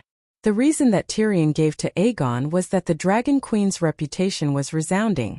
Mentioning her would make your words more convincing. Actually, the dwarf's real goal was to confirm the fact that Aegon was the Dragon Queen's nephew. You kept saying, Aunt Dany is so, and Aunt Dany is with me. You kept showing your close relationship with Aunt Dany. Anyone who had doubts in their heart would swallow them down. As a matter of fact, because of his sincere admiration for the Dragon Queen, Bronze John's head kept popping up with acknowledgement of Aegon +1 notifications. The notifications and whatnot were all illusions. However, the way he looked at Aegon was really more cordial than before. Duke Robert Arryn is not guilty. If he can pledge his loyalty to me and help Targaryen restore the kingdom, his title and fief will naturally be under my protection. Aegon gave such a promise. Bronze John happily announced that today's meeting had come to an end. Both sides reached a consensus on the grudge between House Arryn and House Targaryen. It could be considered as clearing the first obstacle on the road to cooperation. However, whether the alliance would succeed in the end depended on the outcome of the meeting between the Arryn vassals. Aegon was very dissatisfied with this outcome. He felt that Littlefinger had played him. He clearly had no right to make a decision on the Arryn Valley's matters, but he invited him to the Eyrie to talk about an alliance. If he could make the vassals in the valley take the initiative to pledge their allegiance, then what was the point of talking to Littlefinger? As if guessing Aegon's thoughts, when Bronze John proposed to invite the prince to a banquet, Uncle Finger said, "Count, the matter between the valley and the prince is over. I still have some private matters to discuss with the prince alone. Can you go prepare the banquet?" "What is it?" Bronze John was a little dissatisfied. He suspected that Littlefinger was up to something. Littlefinger smiled and glanced between Aegon and Elaine. He said meaningfully, "It has nothing to do with the valley. It's about my daughter's marriage." Aegon was stunned. Elaine lowered her head shyly. Her pretty face was as beautiful as a flower. Bronze John's face turned red with anger. Regardless of whether his identity was real or fake, Aegon was now bearing the title of Targaryen. He was his protector. How could he tolerate Littlefinger's humiliation? Well, in Bronze John's opinion, the intention of marrying an illegitimate daughter to a reserve king was an insult to the king. The Baelish family's foundation was shallow to begin with, and an illegitimate daughter. Littlefinger's ancestors were mercenaries. Similar to Bronn's experience, mercenaries were promoted to lords because of their contributions. If Aegon was really the son of Lady Jazi, then Littlefinger's daughter was only fit to be his lover. On the other hand, the daughter of the Royce family was barely qualified to be married to Aegon. "Duke, you are now the guardian of the valley. Please don't do anything too disrespectful." John suppressed his anger. Understanding John's thoughts, Uncle Finger was not angry. He smiled and said, "If your highness is willing, I can announce that Elaine is no longer an illegitimate child." What he meant was that if Aegon agreed, he would announce Elaine's original identity to the public. Sansa Stark was qualified to marry any man in the world, even if he was a god. John thought that Littlefinger wanted to turn Elaine Stone into Elaine Baelish. Just like how Skinner was originally Rhaenys Snow, after becoming Rhaenys Bolton, he had the right to inherit the Dreadfort. John looked down on the surname Baelish, but he would not say it out loud. He only looked at Littlefinger deeply and stood up to leave. Elaine also stood up and bowed shyly to Aegon, who had an awkward expression. She then trotted away with John. There were only two people left in the hall, the calm Littlefinger and the restless Aegon. Uncle Finger smiled at Aegon and said, "Your Highness, I will be honest with you. I do want to make a marriage between you and Elaine. However, I am not so arrogant as to think that Baelish's illegitimate daughter is worthy of the king. Elaine is not my daughter. Her real name is Sansa Stark, the eldest daughter of Eddard Stark and Catelyn Tully. She is the only heir to the north." Aegon was stunned. Dany had guessed that Elaine Stone was Sansa, but she did not tell anyone. This matter had nothing to do with her, but the last time Marvin reported that Littlefinger had sent people to Dragonstone Island to pledge their loyalty to her, old Kate and Blake, Dany asked about Elaine's situation, and did not have the chance to think of this person after that. Therefore Aegon was really shocked. "Duke Baelish, are you joking? I swear, Uncle Finger said seriously. Then he began to paint a picture of Aegon.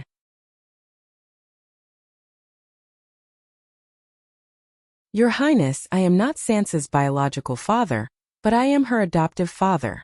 Sansa is also Duke Robert's cousin, the rightful heir to the King of the North. The King of the North, Rob's territory is not only the North, but also Hujien.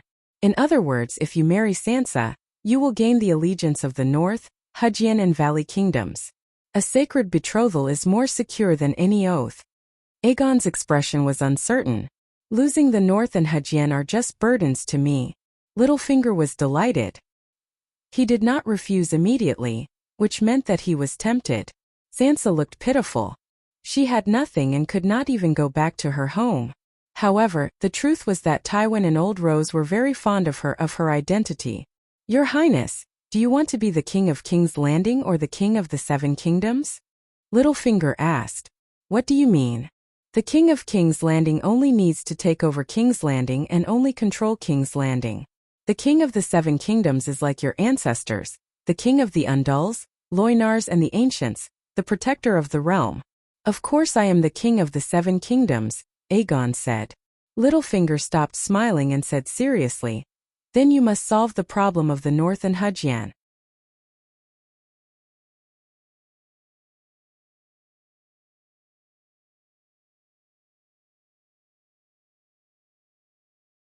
Chapter 6:14. Littlefinger said, Bolton will definitely not join you, and you cannot accept the loyalty of people who violate the rights of guests. Frey and Hujien is in the same situation. Marrying Sansa will allow you to easily gain the loyalty of the nobles in the Northern Territory, and overthrowing Bolton will be easy. Yes, the situation in the Northern Territory is very special. The Northerners only recognize Stark. If your queen is Sansa, the vassals in Hujien who once pledged their loyalty to Robb will also join you. Aegon looked at Littlefinger and asked meaningfully, marrying Lady Sansa is beneficial to ruling the Northern Territory and Hujien. Then how useful is it to winning over the Valley? Littlefinger smiled and said, Your Highness, Lady Catelyn and I are childhood sweethearts. Our relationship is extraordinary. My love for Sansa is no less than her father's. Your love for Sansa's body must be more than I'd Stark. Aegon sneered in his heart. He did not know that Sherdong and Elaine were Sansa, but he had heard from Aunt Dany's analysis that Littlefinger had participated in the Purple Wedding, Joffrey's death, kidnapped Sansa, and most likely cheated on Tyrion. For this, he had deeply sympathized with the dwarf. Now Sansa was indeed by his side, so the dwarf was most likely cheated on? Damn it, it seemed like it was his turn to be the one to take over. Aegon was very upset, but he said calmly, Duke Baelish, forgive me for being blunt, but your power in the valley seems not to be of much help to me. Your Highness, you don't think that the previous meeting was the reason why I invited you here, do you? Littlefinger said with a smile. Is it only now? Aegon asked blankly. Littlefinger nodded slightly and said in disdain, Bronze Yohn is an old-fashioned knight who cherishes his reputation, and he is also very prestigious in the valley, but prestige and reputation do not equal power, or else Barristan would be the king of the Seven Kingdoms. You can influence the decision of the Alliance of Justice? Aegon said seriously. I can lead the valley to pledge loyalty to you. Littlefinger said confidently. Aegon did not ask him how he did it. He only thought carefully for a moment and asked, If I compensate you in other ways, can I not marry Miss Sansa, and you will immediately take the valley and pledge your loyalty to me? What kind of compensation? Littlefinger asked with interest. The eagle nest. Aegon's eyes flashed as he said softly. Littlefinger's pupils constricted, and his heart skipped a beat. He put on a puzzled expression and asked, Aren't I in the eagle nest now? Aegon smiled faintly. Duke Belize, living in someone else's house is completely different from living in your own. I've experienced it myself. In Slaves Bay, my aunt treated me extremely well, but I still felt more comfortable in Storm's End Castle. I didn't deceive you in Earl Royce before. Robert Arryn had nothing to do with the War of the Usurpers, and Targaryen was not Lannister. He would not harm an innocent child. But Targaryen had no reason to protect House Arryn's lands and titles. I can leave the grudges of the previous generation until my aunt's great judgment. But I will not help Arryn, Stark, Theon Bella, and Tully protect their endangered and even lost positions without any benefits. For example, if I take over Storm's End Castle, Theon Bella will forever lose his clan's lands. For example, right now, no matter who it is, as long as he can lead the valley to pledge loyalty to me, even if he uses dishonorable means to take away Aaron's title, I will still recognize his identity. Littlefinger shook his head and said, Your Highness, you misunderstand. I have no ambitions for Aaron Valley. Duke believes there are only the two of us here. I've already been honest enough. Can you repay me with some sincerity? Aegon said unhappily.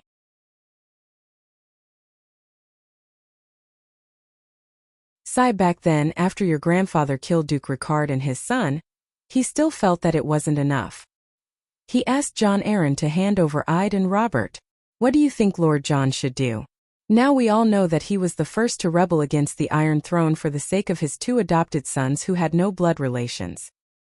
He was also the one who facilitated the marriage between Tully, Arryn, and Stark families.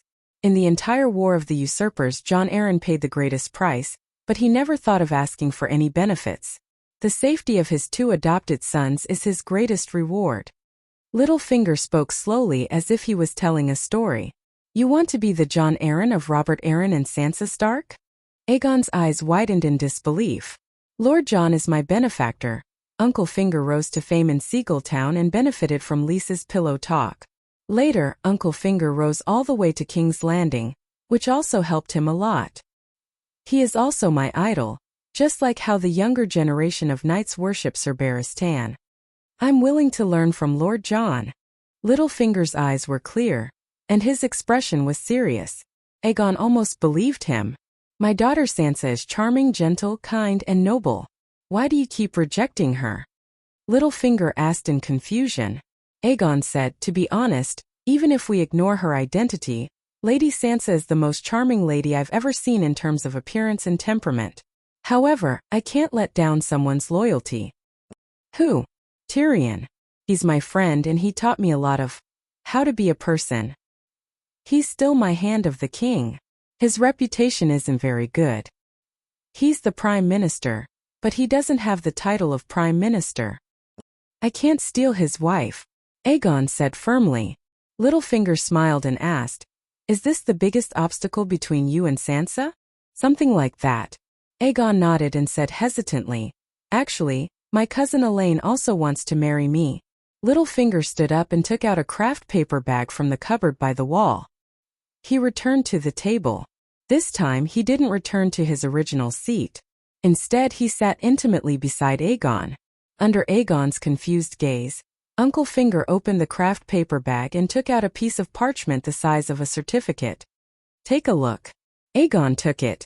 The first thing he saw was a bright red 7-pointed star seal on the top left corner of the snow-white parchment.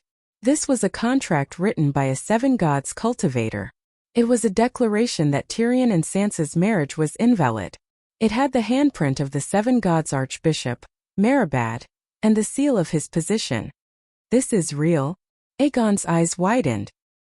He looked at Uncle Finger in shock and said, Tyrion and Lady Sansa's wedding was held in the Great Cathedral.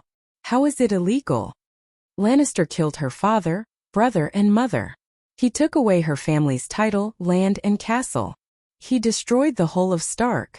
Do you think Sansa will willingly marry Tyrion? Uncle Finger asked.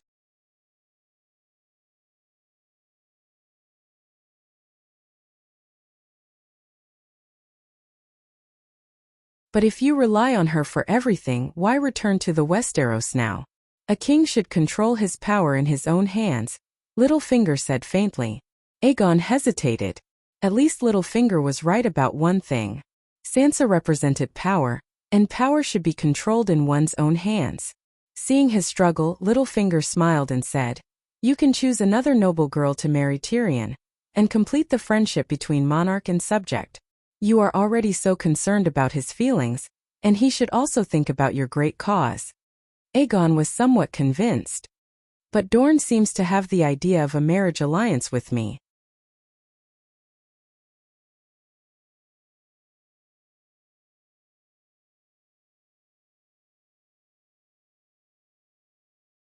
Chapter 6:15. Your Highness, do you have a marriage contract with Elaine? Pinky asked. We're still discussing it. Aegon replied. Actually, they were just inspecting him. Elaine was inspecting Aegon to confirm his identity and determine his chances of seizing the Iron Throne. Littlefinger smiled and said, Your Highness, this is actually a very simple multiple-choice question. What do you mean? Let's say a knight wants to hunt a shadow lynx in the mountains. At this time, he only has a valiant attendant and an experienced mercenary. The knight also has a golden sword, and both the attendant and the mercenary want it. Tell me, who should the knight give the golden sword to? Pinky asked with a smile. I'm not an item. Aegon said angrily. You're not, you're the king. Your marriage is the true sword.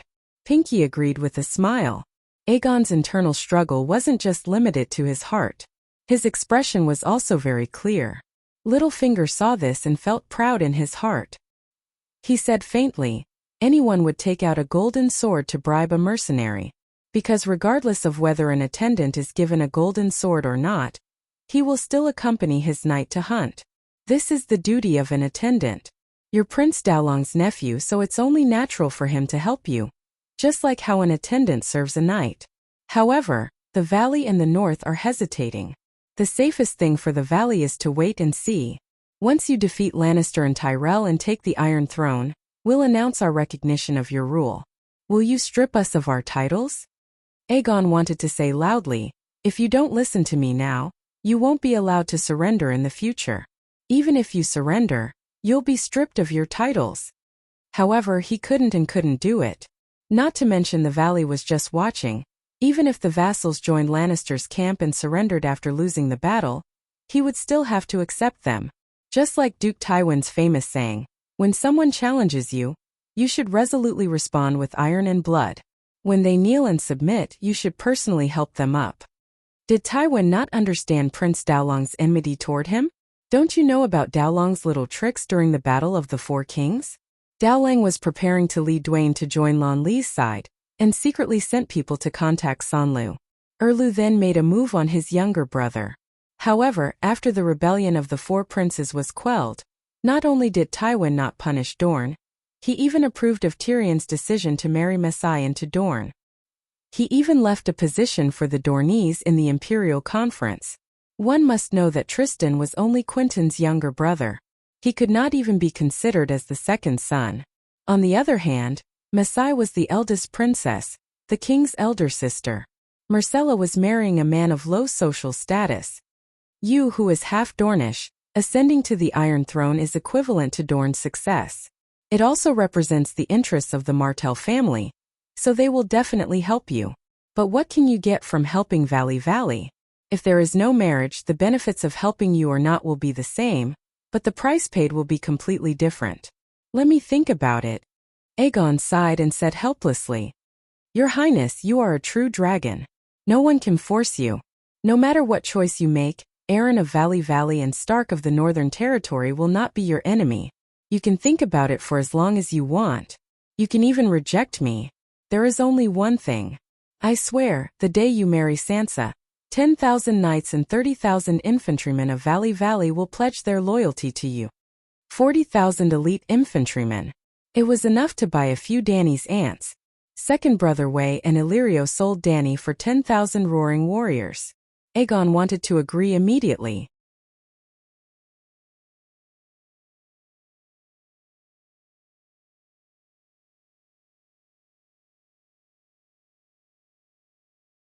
He ran to Aegon with his short legs and pushed him hard in the chest. He said loudly, I almost betrayed the queen and left Slave Bay. I followed you all the way back to the Westeros and helped you come up with plans. I didn't do it to see you fuck my wife. Aegon took a few steps back and looked away from Tyrion's red eyes. He sighed. I like her and she loves me. There's no fuck, only true love. Maybe not now, but Sansa and I will definitely be a pair of immortals in the future. Our union is the gods' blessing for us, and also the fastest way to quell the chaos in the Seven Kingdoms. Immortals? He thought about how Sansa had refused to sleep with him on their wedding night. Actually, it was Tyrion who took pity on Sansa and gave up on smelting copper. Yep, Sansa was almost 13 years old at that time. Then he imagined how she and Aegon were cuddling and cuddling, uncontrollably. A wicked fire rushed into Tyrion's mouth from the steel door. He said with a mouth full of fragrance, "You're just a weak stone. You can't even compare to Pinky's Pinky. Can you satisfy her? What a shitty pair of immortals." The reason why Pinky was called Pinky was not only because his home was on the Five-Finger Peninsula, but also because he was small and thin. Being small did not necessarily mean that the person was small. For example, Tyrion was a mischievous child, but Pinky was not as talented as the dwarf. Aegon was filled with guilt and guilt. He turned into a raging wildfire. His eyes turned green. With a howl, he pounced at the dwarf. The dwarf was careless and fell to the ground. With a thud, his head hit the floor. Fortunately, the floor was covered with a thick layer of mire carpet. However, this also made Tyrion lose his rationality. He punched Aegon in the eye. Aegon howled. The little bit of rationality that had just returned to his heart turned into fuel again, making the wildfire in his chest burn even more fiercely. Bam bam bam crackle. The two of them wrestled with each other like children in the mud. They dug out bird nests, pulled out ears, slapped their mouths, knocked their foreheads against each other's front teeth, punched their noses. One of them was the second brother of the Black River Pass, while the other was Zhao Yun, who competed based on looks. They met each other and exchanged blows. There was no clear winner. They fought wildly in the house. Soon, they were noticed by the guards and reported to the leader of the Golden Army, Harry. After a while, Harry brought people to separate the two of them. Seeing the prince beaten black and blue, Harry had already ordered the guards to lock up the dwarf. However, Aegon got up from the ground and stopped him. Coldly looking at Tyrion, who was looking at him coldly, Aegon rode the Black Death God and left the Wind's End fortress. That's it. Dragonstone Island, the Magic Net Crystal Tower. A dejected Aegon was complaining to Aunt Dany about the grievances in his heart. Dany was in a good mood after eating a big melon. She did not show any displeasure to her nephew and spoke in a calm tone. "So why did you come looking for me?" Well, this was the first time the two of them had spoken since Aegon left. "Aunt Dany, what do you think I should do?" Aegon sighed. "Kill Tyrion." In ancient times, when an emperor wanted to take his minister's wife, he would first arrange a suicide mission for his minister. Dany held back her laughter. Aegon shook his head and said, "But he didn't do anything wrong. If it were me, I would also be very angry. Any man would be very angry. Then restrain your lust. It's not because of her beauty." A hint of awkwardness flashed across Aegon's bruised face. "Marrying Sansa is equivalent to controlling the Northern Territory. I can also subdue the nobles in the valley and Hudgyen. This won't do, that won't do. Think of a way yourself." Dragon Queen turned off the magic mirror communication.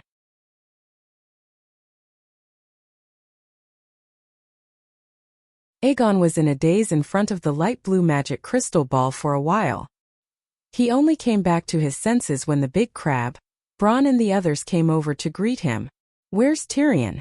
Why isn't he here?" After exchanging some pleasantries, Bronn asked curiously. Aegon hesitated for a moment and said, "He's helping me manage the Wind's End fortress. He doesn't have time to come." Bronn saw the wounds on Aegon's face, but would never have thought that it was caused by Tyrion. So, he started chatting with the prince about the dwarf. "When I first heard that he killed Tywin, I was as shocked as everyone else. But after thinking about what Tywin did to him, I could understand. Tyrion is a good person, but when he's pushed to the limit, he can do all sorts of crazy things," Bronn rambled on.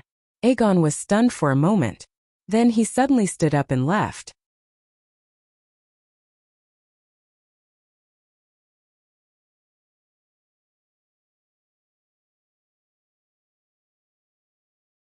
Chapter 6:16.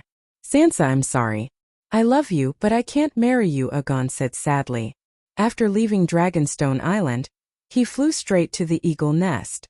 In the garden, under the twilight, he listened to the rumbling of Elisa's tears waterfall in the distance. A handsome young man held the delicate hand of a beautiful girl with a complicated expression. His eyes were filled with reluctance. "Why?" Sansa's delicate face suddenly paled. She said pitifully, "Is it Dragon Queen? She doesn't agree?" "No, my aunt doesn't object to this." Aegon shook his head and said hesitantly, "It's Tyrion. Little demon." Sansa's beautiful face instantly twisted. "What does he want? My marriage to him was not voluntary. Brother Merabad was also willing to be my annulment. He doesn't object to annulling the marriage. Actually, he always felt sorry for you and always wanted you to live well." Sansa's expression changed several times. She wanted to tell the innocent prince not to be fooled by the little demon. But thinking about it carefully, the dwarf did not seem to have done anything bad other than looking at her naked body with lustful eyes. "Then what does he want?" she asked in a muffled voice. "He can tolerate you marrying someone else, but the person marrying you cannot be me," Aegon said bitterly. "Why? I will only be happy with you. Doesn't he want me to live well?" Sansa said angrily. "This is a matter of a man's dignity. He and I are kind of friends. If I marry you, it will hurt his dignity more than anyone else." Sansa asked loudly, "What is this? You are a prince, his lord. It's his business if he doesn't feel good. Does a king have to worry about every unreasonable thought of his subject? Or is it that in your heart, your lover is less important than the little demon? Is your relationship more than husband and wife? Tyrion is indeed different from the other subjects. He has helped me a lot." Aegon pulled Sansa to a flower bed and sat down. He looked at the orange sunset flowing through the cracks of the mountain and sighed. Every place has its own unique scenery. No wonder Tyrion wants to travel the world. "Then let him go and see the world," Sansa said. "He is the only one I can use. My cousin Quentyn, Targaryen's direct vassals Valerian and Setagotesai, if I chase him away, I can only return to Slaver's Bay." Aegon smiled bitterly. "You still have me, my foster father, Bronze Yohn, and countless nobles of the valley and the northern territory." Aegon shook his head and sighed. "Tyrion told me not to lie to the one I truly love. So I will not lie to you. My cousin Quentyn, my cousin Elaine and the nobles of the Stormlands Arse nobles, are they Tyrion? In this world, other than my aunt and foster father, Tyrion is the most loyal person to me. I don't want to let him down, and I don't want to hurt you." The first part of the sentence made Sansa's expression darken slightly, but the last part made her confused. "Hurt me how? Do you know why Tyrion killed Tywin?" Aegon asked. "Why? Because he loved his father too much, too passionately, but Tywin repaid him too little, too coldly. Tyrion was forced into a corner and went to extremes." "I still don't quite understand," Sansa said blankly. "Tyrion is very good to me, very loyal, but if I repay him with coldness and cruelty, I'm afraid that what happened to Tywin will happen to me. For example, after our marriage, you will definitely appear in front of him often. And every time you appear, it will be a provocation to him, like a slap to his face. Over time, he will be pressured to the extreme. I'm afraid that he will explode, just like how he killed Tywin with his longbow, killing you and me," Aegon said angrily. Sansa looked at the prince in front of her with a strange gaze. Is this person an idiot? What kind of strange things are he thinking? However, Sansa was no longer the innocent 12-year-old girl she once was.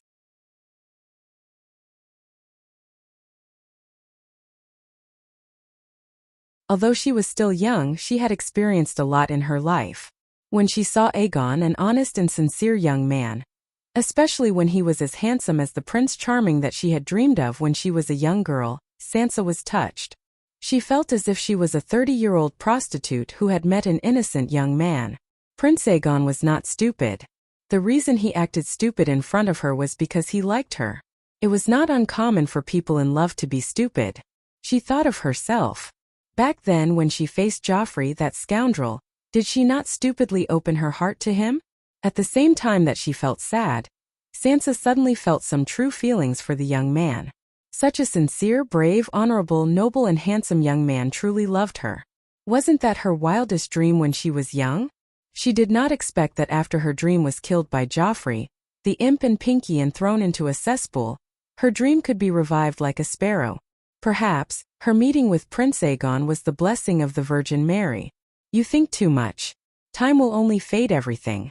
My feelings for him are not as deep as you think. At this moment, Sansa's tone was exceptionally gentle and full of affection. It was enough to melt any man's heart. He is Lannister. Lannister, he has a strong memory. If he could not even remember, how could he repay his debt? Aegon felt that there was nothing wrong with his words. Sansa's expression also became serious.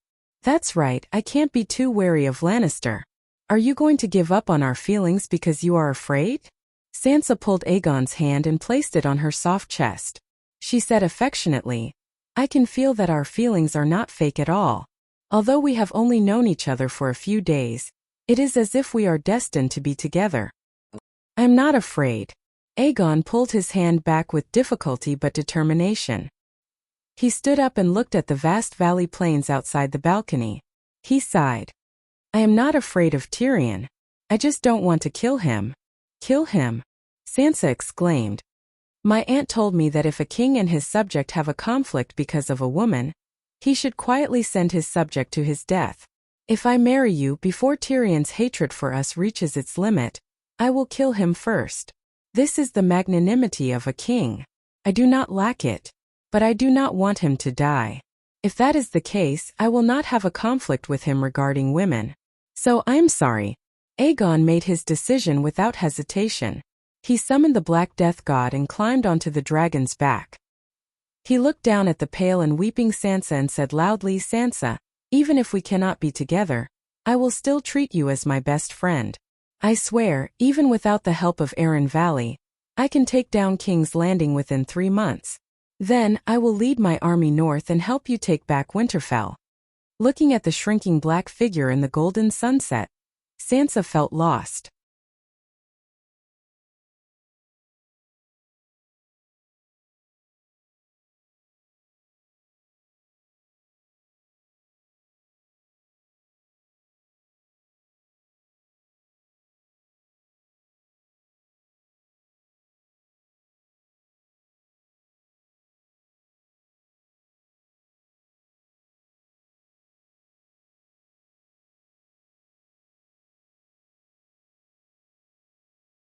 He only had one goal: to seek justice from Lannister. However, it was impossible to count on Uncle Dowling to fully support Aegon. Dorne was willing to send 50 ships, 4,000 marines, 3,000 cavalrymen and 3,000 infantrymen. A total of 10,000 people would follow Aegon to the King's Landing. 10,000 people was already a lot. In the entire Dorne Hill, there were less than 500,000 people. To the stable Prince Dowling, bringing out 10,000 strong men was no less than a 5-card stud. The only thing was that the people of Dorne could bring their own rations all the way to the Wind's End fortress. However, Aegon would have to think of a way to provide rations for the army. Dorne didn't experience the rebellion of the 4 princes, so they stored a large amount of rations. If Aegon was really laid Jazzy and married Elaine, then Dowling would be responsible for all the supplies in the war. However, Dowling only treated himself as Aegon VI's ally. While he helped Aegon seize the Iron Throne, he also used Aegon's strength to complete his revenge. It was fair and just, and the goods and money were cleared. Aegon was very dissatisfied with this. Isn't it natural for an uncle to help his nephew? Tyrion stopped him. This is the politics of the Westeros. He is not only your uncle but also Prince Dorne. Think about Thea and Bella. Their ancestors were Targaryen's illegitimate sons. These 2 guys were fighting over a woman before, and now they're shamelessly reconciling. Prince Dowling's support for you has already surpassed Dorne's support for Targaryen during Aerys' time. Because of the matter with Lyanna, Dorne was very dissatisfied with Legger. In the early stages of the War of the Usurpers, they only watched from the side and did not participate. Why was Dany and second brother Way able to escape from the War of the Usurpers? But Legger's child died in the King's Landing. Although the Mad King was crazy, he was not stupid. After the Battle of the Bell, he saw that the situation was not right. The first thing he did was to send his pregnant wife and second son to Dragonstone Island. However, he kept Princess Elia of Dorne and her children as hostages to force Dorne to send troops to deal with Robert. Dowling, come and save me. Otherwise, when the King's Landing falls, your sister, nephew, and niece will be killed by the rebels. This was the message that the Mad King wanted to convey to Prince Dowling. Isn't it annoying? Using his daughter-in-law and grandchildren as hostages to threaten his brother. The key was that his trick really worked. Dowling pinched his nose and led Dorne into battle. However, Dowling did not feel comfortable. Dorne did not use their full strength and both sides suffered a tragedy. Legger died in battle at the Ruby Beach, Tywin tricked the King's Landing into opening the city gates, and Targaryen was slaughtered. The Mad King's threat actually came true. 2 children died tragically in front of his eyes, and the princess herself was raped and killed by the Demon Mountain. Elia could be said to be the most pitiful crown princess. After Aegon reached a preliminary agreement with Dorne and the Valley, news related to him spread like wildfire. Legger and Elias' son Aegon Targaryen did not die. He had returned.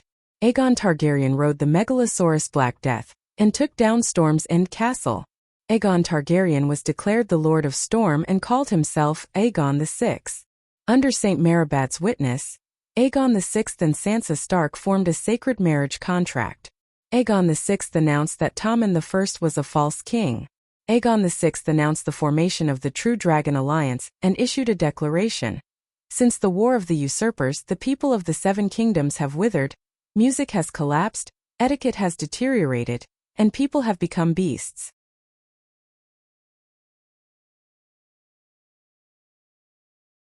Following the will of the universe, we raise the banner of justice, purge the evildoers, restore the glory of the 7 kingdoms, and establish Targaryen as the rightful ruler.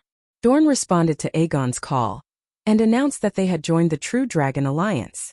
On the next day, Sansa Stark announced that she was the only successor of the King of the North, Robb. At the Eagle Nest's Moon Gate, she was crowned as the Queen of the North.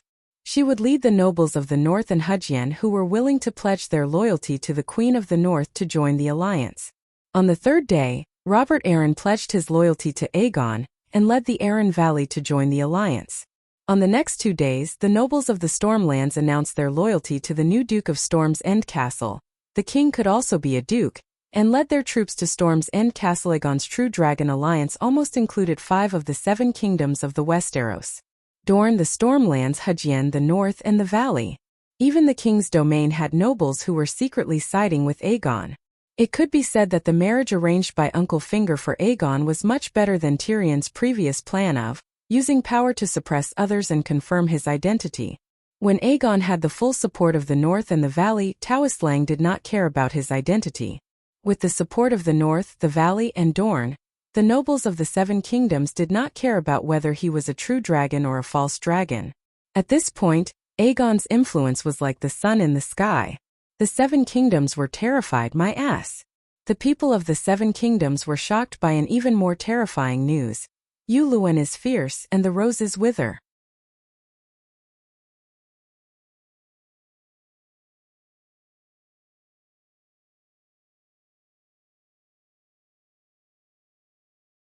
Chapter 6:18. Tyrion was a smart man. How could he not know that when the clam fought, the fishermen would reap the benefits? According to his original plan, the alliance between Aegon and Aegon, as well as the sacred marriage between Aegon and Sansa, were all top-secret information. His strategy was to keep a low profile, quietly gather allies, and accumulate military strength. In other words, he was building a high wall and slowly claiming the throne.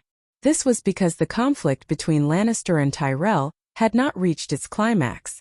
Tyrion did not expect a war between Cersei and the High Court to break out when Aegon had appeared. His whore-sister might be stupid enough to be willing to fight a civil war to warm up before a great enemy, but Rose was not stupid, and Lyon was not stupid either. Yes, in terms of family prosperity and talents, Lyon's family could look down on the sum of the 5 kingdoms outside of High Court. The great nobles of Riverbend were all descendants of Green Hand Garth, and Beast Garth alone reproduced a kingdom. Lyon Tywin, Kevin, Lyon Tyrion, and Tiger Jaime were well known, but Lannister was not weak, but not famous, only not famous among readers, but also famous in Westeros.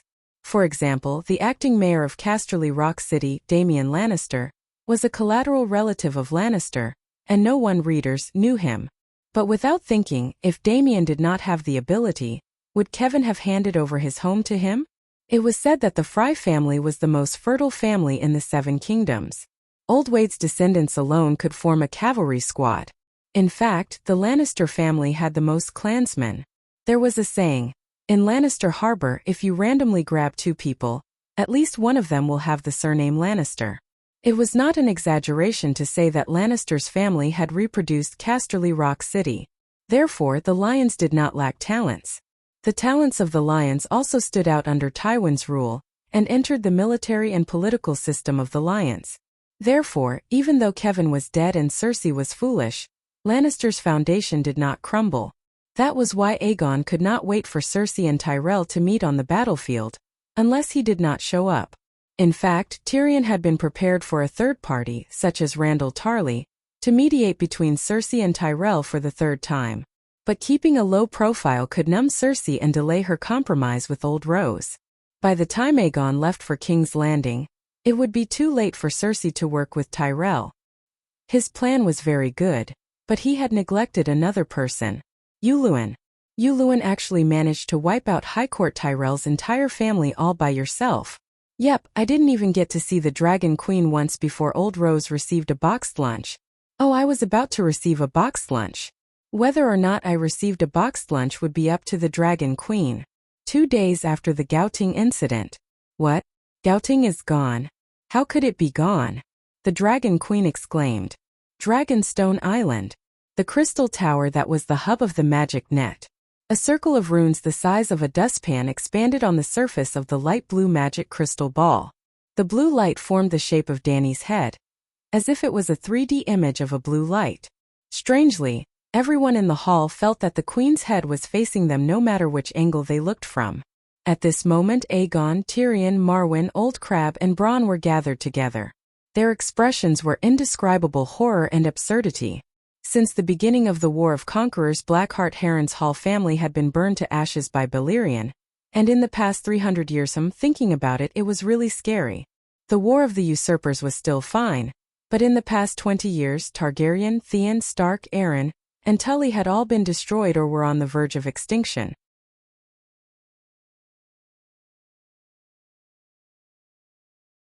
Now, 7 Duke-level families had been destroyed, and they had all died so suddenly and unimaginably. It was easy to get addicted to power, and the Iron Throne was poisonous. Anyone who touched it would be unlucky. It is said that Gouting Tyrell was massacred by Yuluen, but this news has not been confirmed. However, Cersei of King's Landing acted almost at the same time and arrested Prime Minister Mace Tyrell and Queen Marjorie for treason. If the rumors are true, then other than Loras, who is receiving treatment at the Great Cathedral, no one in the Tyrell family with thousands of years of history has escaped. Even though it had been a few hours since he received the news, Marwyn was still in disbelief when he spoke of this matter. His voice trembled with fear. How did Yuluen do it? Dany asked in surprise. Marwyn turned his gaze to Tyrion and Aegon, and said, Gouting is still sealed by Yuluen, so I am not sure what exactly happened. Dragonstone Island only received a few messenger crows from Riverbend's vassals, saying that there was a huge change in Gouting, and that they were not even sure if Gouting had fallen. However, Varys knows more than we do. He has dealings with His Highness. Without waiting for Dany to ask, Aegon nodded and said, Count Varys contacted me once. The change in Riverbend first occurred at the Shield Islands, and the Green Pavilion Island fleet was completely wiped out. Perhaps Gouting is only trapped now and has not completely fallen. Varys told me to be wary of Yuluen sea monsters and evil sorcery. Before the situation is clear, it is best to hide in Dragonstone Island. Even sea monsters came out? Tyrion had a complicated expression as he said. Varys said that it was a red octopus. Its tentacles reached out of the sea and were even taller than the mast.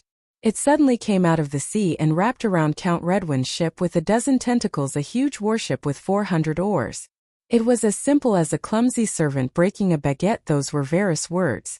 Unfortunately, Villa Tyrell was also on that ship at the time, and Gouting lost its heir. Unbelievable. I always thought that sea monsters were just legends, Bronn said in shock. Marwyn shook his head and said, After the Queen hatched the Megalosaurus, the magic tide surged, and the legendary creatures became active. Since 3 years ago, sea monsters have appeared in the narrow sea from time to time. Every time they appeared, a ship would be dragged to the bottom of the sea. However, no one thought that someone could control them. Sigh, with the Megalosaurus in the sky and sea monsters in the water, how can ordinary people live? The dwarf sighed. He also recalled that during the War of the Four Kings, when he was the hand of the king at King's Landing, he had received a report from a customs official that there were sea monsters destroying ships on the Five-Finger Peninsula. At that time he had even ridiculed the official.